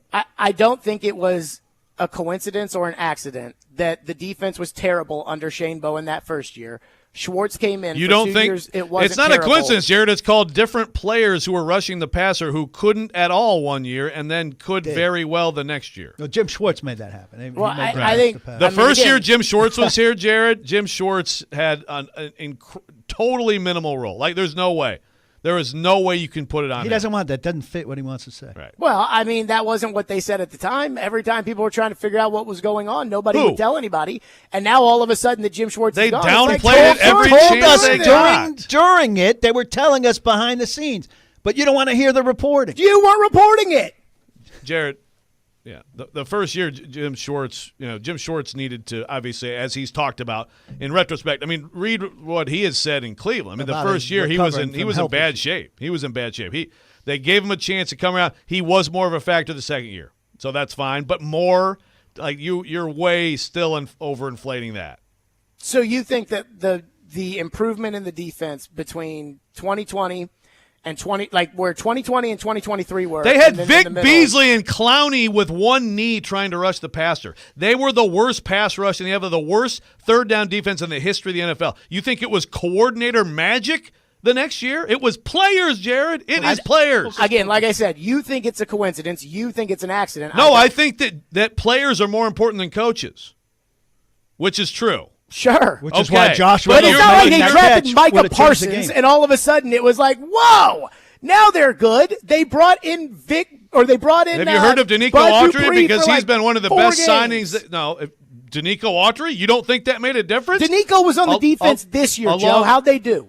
Well, they did better than 2020. 2020, they had nothing, and Jeffrey Simmons was better in 21. And, yes, Dupree was part of their best stretch during that year. When he was at his best. Like when they killed the Chiefs, when they went to L.A. and dominated the Rams, yes, Bud Dupree was a part of that too. Jim Schwartz helped, but he wasn't a major ingredient in that. And that it aligned with their 2 best defensive years is nice for you to take the narrative further, but that you won't listen to what we factually know is one of your deficiencies.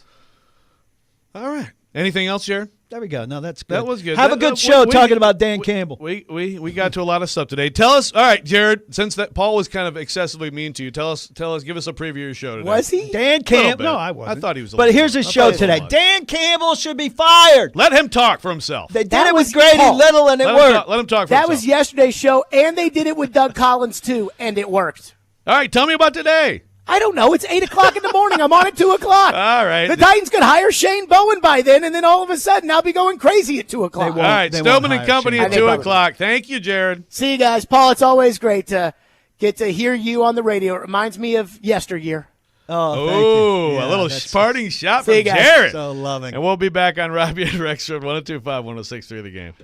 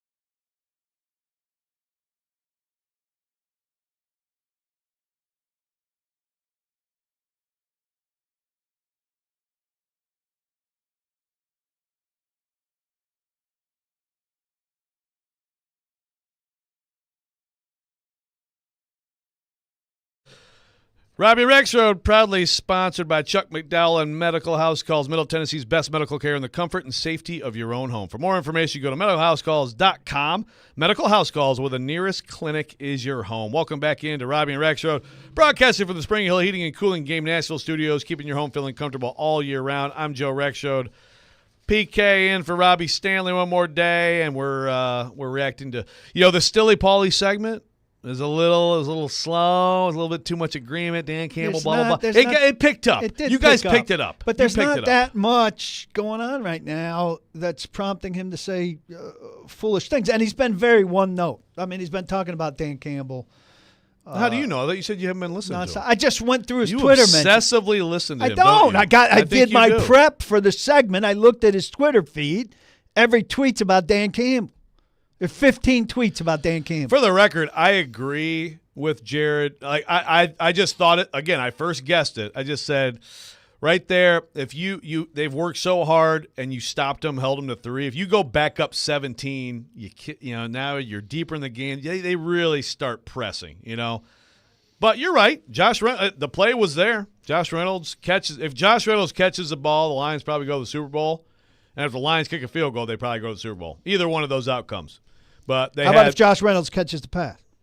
That's what I just said. If Vildor he catches it, defends. Yeah, the Vildor play was, but he's also that's why the Lions. Part of why the Lions aren't in the Super Bowl. They don't have a very good defense, and they have guys like him playing in an NFC Championship game, right? So, but regardless, the Dan Campbell, I get a little nauseated. PK, like it's like this with college football a little bit too, like. College football media and NFL media and friends in both cases. There's like when Florida State got left out. Like everybody I work with at the Athletic who's in college, it was all across the board. Oh, I guess the games don't matter. I'm like, what are you talking about? They lost their best player. They should not be in the freaking playoff. Would you stop? And I saw this with everybody. Look, I like Kevin Clark a lot from The Ringer. I went back and forth with him on Twitter a little bit about this. It's across the board. The NFL media is going to rally behind Dan Campbell and defend him, right?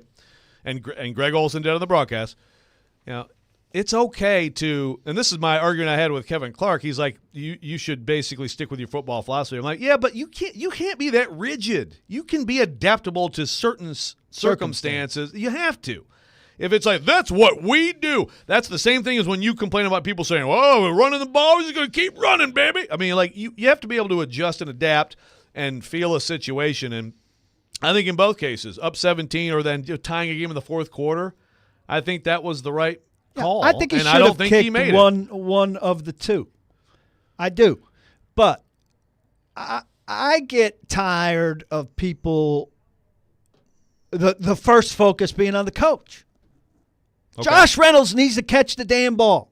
And if I'm looking at that game at the one moment to me that is the defining moment, here's the coach going for it on fourth down. They call a play that gets a guy open. They throw a ball, and the receiver drops the damn ball.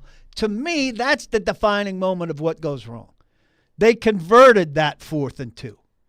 Yeah. Josh Reynolds failed. And we get off the player and we blame the coach for everything. That America does. That's how it works. Sure. The play worked. He went for it on 4th and 2, and the play worked. But the play working is also. But the idiot player, who I personally don't like and think is a dolt, can't make the play. But the play being there, that's another form of like second guessing, right? Like that Vrabel would always, oh, you guys are second guessing. Well, it's like, well, I want to first guess that you never should try to get Brett Kern killed on a fake field goal against the Tampa Bay Bucks and let Devin White have a free shot at him. Okay, like maybe the play works or not. Okay, but Vrabel would say if the play worked, you would have been for it. Well, the play did work.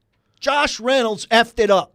Right. Everything worked. Right, but later. That's fine. Except for the basic part of a receiver making a basic catch. Sure. So that's my complaint. But the play, but the second one, the play was, I don't even know what the heck. I mean, I guess. The second one, he threw it at Williams' feet. It was Amon-Ra St. Brown, I think. But Brown's feet. Yeah, it was a dead play. Yeah, it was spot. Like Bob says, did you read the ESPN article about why Campbell is correct? Yes. And this is what I'm saying. NFL media is going to rally around this. First of all, if we're going to go with these the gains quote, are like 0.3%. Right. it gains your winning percentage if you convert it. It was basically a wash. My thing is, yes, that play worked. The play was there. I still, before we see what the play is, and Badgley has been kicking well. I like the chances of him making a 45-yarder to go up 17 over trying to convert. And now, again, the Lions go for it more than anybody and all that stuff, but 4th and 3 or more, 70% fail rate. Well, Badgley is a 77% or whatever success rate. So those are the numbers that I think matter, but I understand that the probability when you go with the analytics of going for it was basically a wash, right? I think we're in agreement that his worst decision was running at the goal line. And I'm sorry, but like that to me sort of it's kind of like the 2-pointers against the Cowboys. You don't keep doing it. Like sometimes it's all right to okay, all right, the refs messed it up. Yeah, well, they were out playing the Cowboys. They could have beat them in overtime. And Olsen forecast that. They said, well, if you're going to run it here, you're basically giving in to an onside kick if you don't get in. Just atrocious. And you have to get in, and you don't get in. You have to be throwing it there, and you have to be of that mindset. Yeah. No, that was coaching. Was really the dumbest thing he did. Not even close. You can say on the on the 4th down things, that's what they do. All right, he should have deviated from what they do, and he didn't. But the running down at the goal line at the end is failed clock management. No, it's just failed clock management for fans is way, to me, more frustrating to see a basic error where you're going from a chance to get the ball back to counting on an onside kick, which just in today's Never NFL happens. doesn't happen anymore. No, that was an atrocious, indefensible decision. The other ones are arguing. You can argue them. You can argue them both ways. That's fine. Like, no, the only problem I have with the Dan Campbell argument is any argument that, there is no way you can defend going or kicking. You can defend both. You cannot defend running on 3rd down. That was mind-blowing. So I have a Brock Purdy question for you going into this Super Bowl. And we will get back into the Titans as well. Robby and Rexrode, 102.5, 106 the game.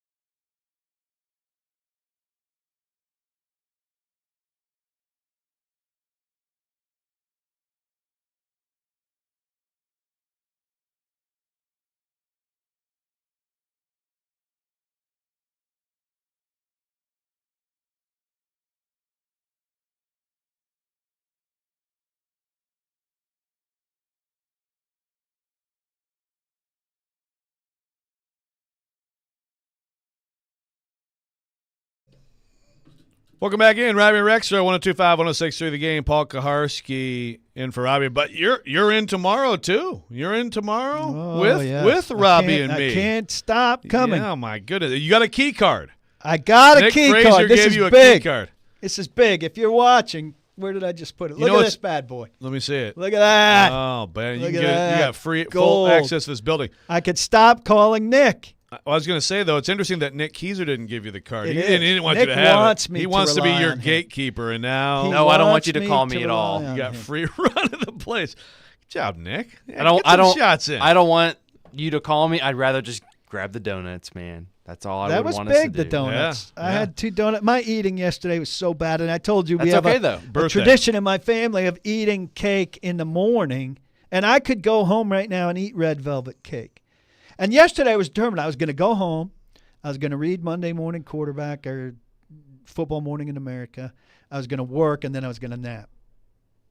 I read Football Morning in America. I napped for a long time, and then I worked. Good. And what shape today will take, nobody knows. Yeah, well, it's 55 in a day for you. So, but good for you you got to load up on some desserts on your birthday.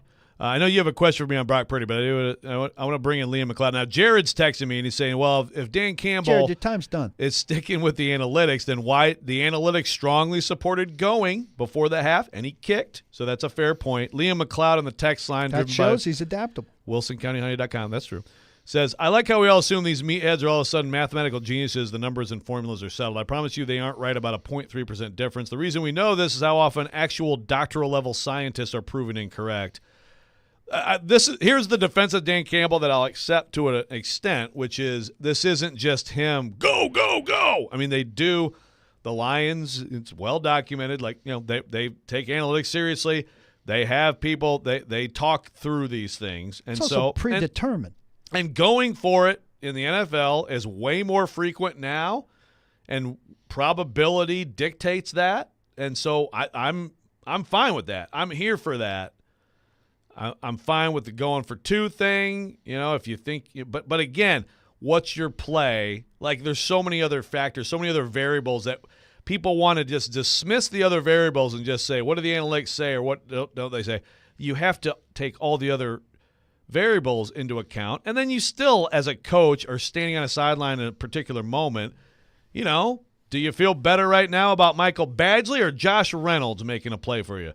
Michael Badgley's percentage chance of making a field goal is still a better percentage chance than of you converting on the 4th down. Yes, you're right. Josh Reynolds dropped the ball, but it's just not as simple. But I will say, on the defense of Dan Campbell, he isn't just going straight up like, go, I don't care, this is what I do, right? Except that sometimes I feel that it felt that way. It does feel that way at times. They use analytics, but sometimes it feels that way with him. All right, what's your question about Brock Purdy? I mean, I think this is a moot point now, but I wonder, Jimmy Garoppolo played well enough and took the 49ers to a Super Bowl, didn't play well enough, and Kyle Shanahan decided, hey, I need to be better at quarterback in order for us to go. Now, I think Brock Purdy runs their system very well. I think he was fantastic in this last game. Second half is great. Game before ran a good drive, but was very shaky along the way.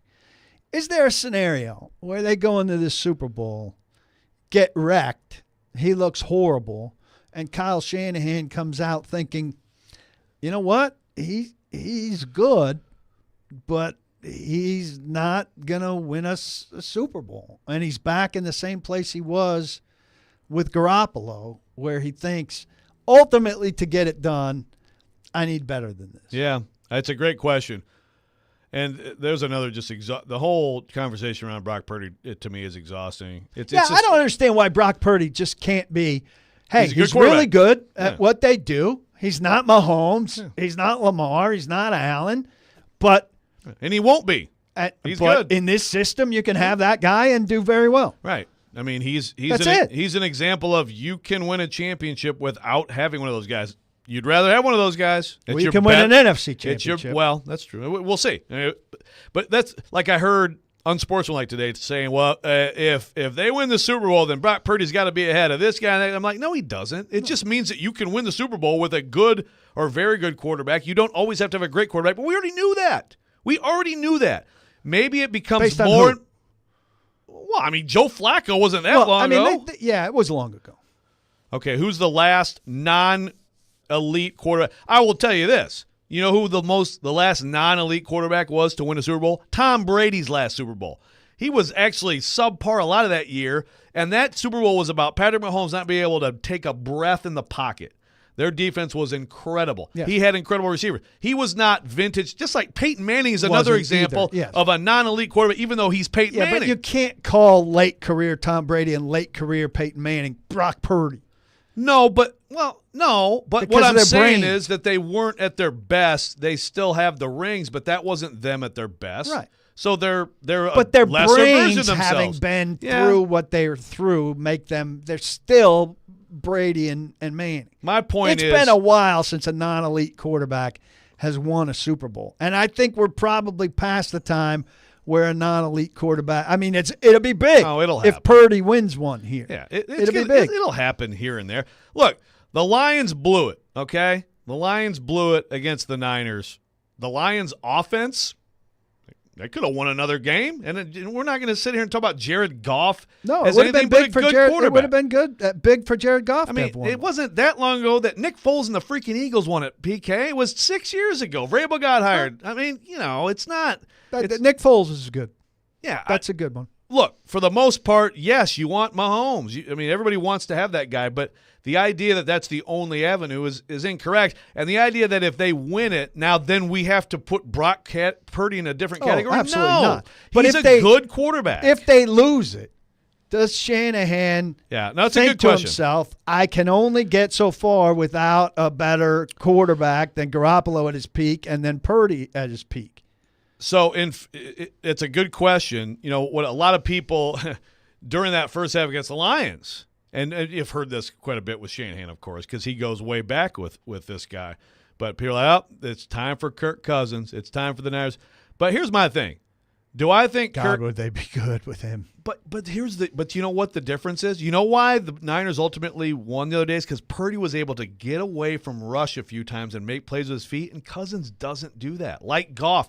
I'm not saying Cousins isn't better. He is. And it would be surgical. He would do more. Yeah, he would do more that would make those and 2 that or might 3 be the runs difference. unnecessary. But I'm still, and I'm a huge, as you know, I'm a huge, personally, Kirk Cousins fan, okay? He's good. He's very good. He's not the quarterback that drags a team. You put him in that situation, and it could work well. You know where he needs to go? I mean, we were talking about this team earlier. He needs to go to Atlanta. Atlanta's ready-made. It's ready-made. Drop a good quarterback in there. They're winning the division. They're in the playoffs, and the NFC remains weak, generally speaking. The NFC Green is Bay's definitely good, the better but they're path. not great. San Francisco's very good, but they're beatable. Who else in the NFC? Dallas is going to choke in the playoffs, guaranteed. Philadelphia, you have no idea what they are anymore. There's nobody in the NFC that scares you. But no, you would much rather be in the NFC, without question. That is going to be really interesting. Like, if they lose and Purdy's bad, like just bad. And look, he was bad for a lot of that Green Bay game. He really was, right? Weather was a factor. Yeah, but that's true. His decision-making wasn't excellent in that game by any means. Does Shanahan suddenly need to revisit? That's a fascinating question. All right, we come back. Last segment. Back into the Titans. Robby and Rexrode 125-106 for the game.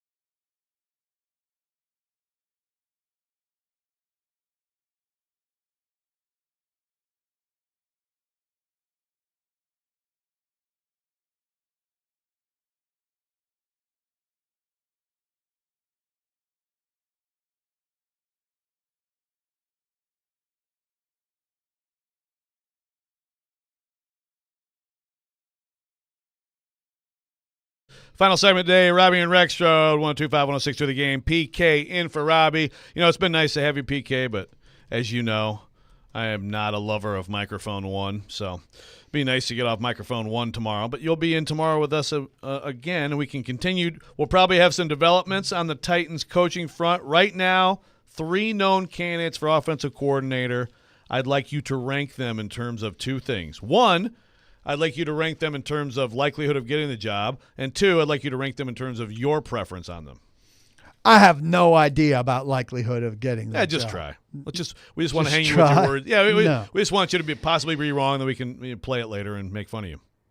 I'm least interested, probably for unreasonable reasons, in Holes from Jacksonville. Okay. I'm most interested because he's most unknown, so he has most upside in Thad Lewis. Studesville is a run guy, and I'm not real interested in my offensive coordinator being a run game God, guy. You're just such a hater of running the when football. I need 2 more people to be heavily involved with Will Levis in the offensive coordinator and a quarterback coach. So you're a Thad Lewis guy. By default. Okay. I don't know that much about Thad Lewis yet. Only one name so far, Denard Wilson, as a defensive coordinator candidate. Shane Bowen, I tweeted last night, being held on to for the time being as a defensive coordinator candidate as they see what emerges for them as outside candidates. Ryan Crow out as outside linebacker coach. Shane Bowen, their safety hire? It would appear so. We need more names to surface there and for them to dig deeper. And as again, Callahan said they're going to take their time, and they have a lot of time. And there's a lot going on. One thing we didn't mention, Rob Moore. I think he might have an offer from Chicago for that job. And the Jets also interviewed him. Yeah. We didn't get into this, Robert Saleh. He loves the 2022 Titans offense. But loves it. Rob Moore would be the best. Well, Tony Dews is a good coach too. Tony Dews, Rob Moore would be better additions than the 2 additions he made previously. Keith Carter, who had his moments with the Titans but didn't finish well, and Todd Downing, who didn't do well as offensive coordinator, clearly. Todd Downing, Keith Carter, Tony Dews, Rob Moore could all be on the Jets together. It'd be something. I mean, it's more than a coincidence at a certain point. So the thing is, this is where I think sometimes maybe you're different than me, but I start talking about like position coaches. I mean, I can say I think that guy's a good coach, but what's it based on? I mean, you can go out on the practice field. I've watched him work with the position group, and I have a good feeling about it. I've never. But how many position coaches have you watched and not had a good feeling about when you watch them work hands-on? But the point being, they're all out there working on drills and stuff. Some are more vocal than others, but really that's about impressions of talking to someone, right? Mostly. I mean, the Titans for a long time ran through a bunch of wide receiver coaches, and the next guy comes in and he's got them catching bricks. And you're like, oh, this guy's really bringing something new to the wide receiver. And coach. Then they roll them out. They roll them out on Sunday, and it's the same thing. Yeah. My God, the Titans can't do a damn thing at wide receiver because they didn't choose good wide receivers. That brick catching hasn't changed a damn thing. Who the heck did brick catching? Damn, somebody will remember out there that he had them catching bricks.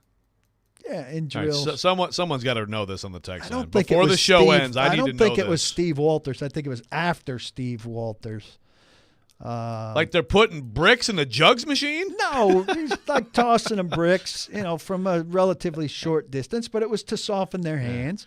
I mean, there were good rationale for all of these drills. None of them translated into excellence at wide receiver. I mean, position coaches, of course it's important, but and obviously you elevate from there if you're good to coordinator, and it's all part of the process. But, like, to me, it's always been like, the coordinators, the head coach, dictate everything you do as a position coach anyway, right?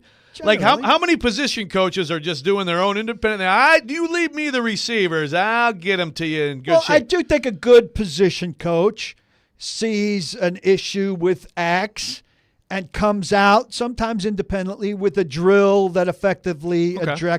addresses X. And those are the best position coaches. And sometimes if you're smart enough watching it, you can see it.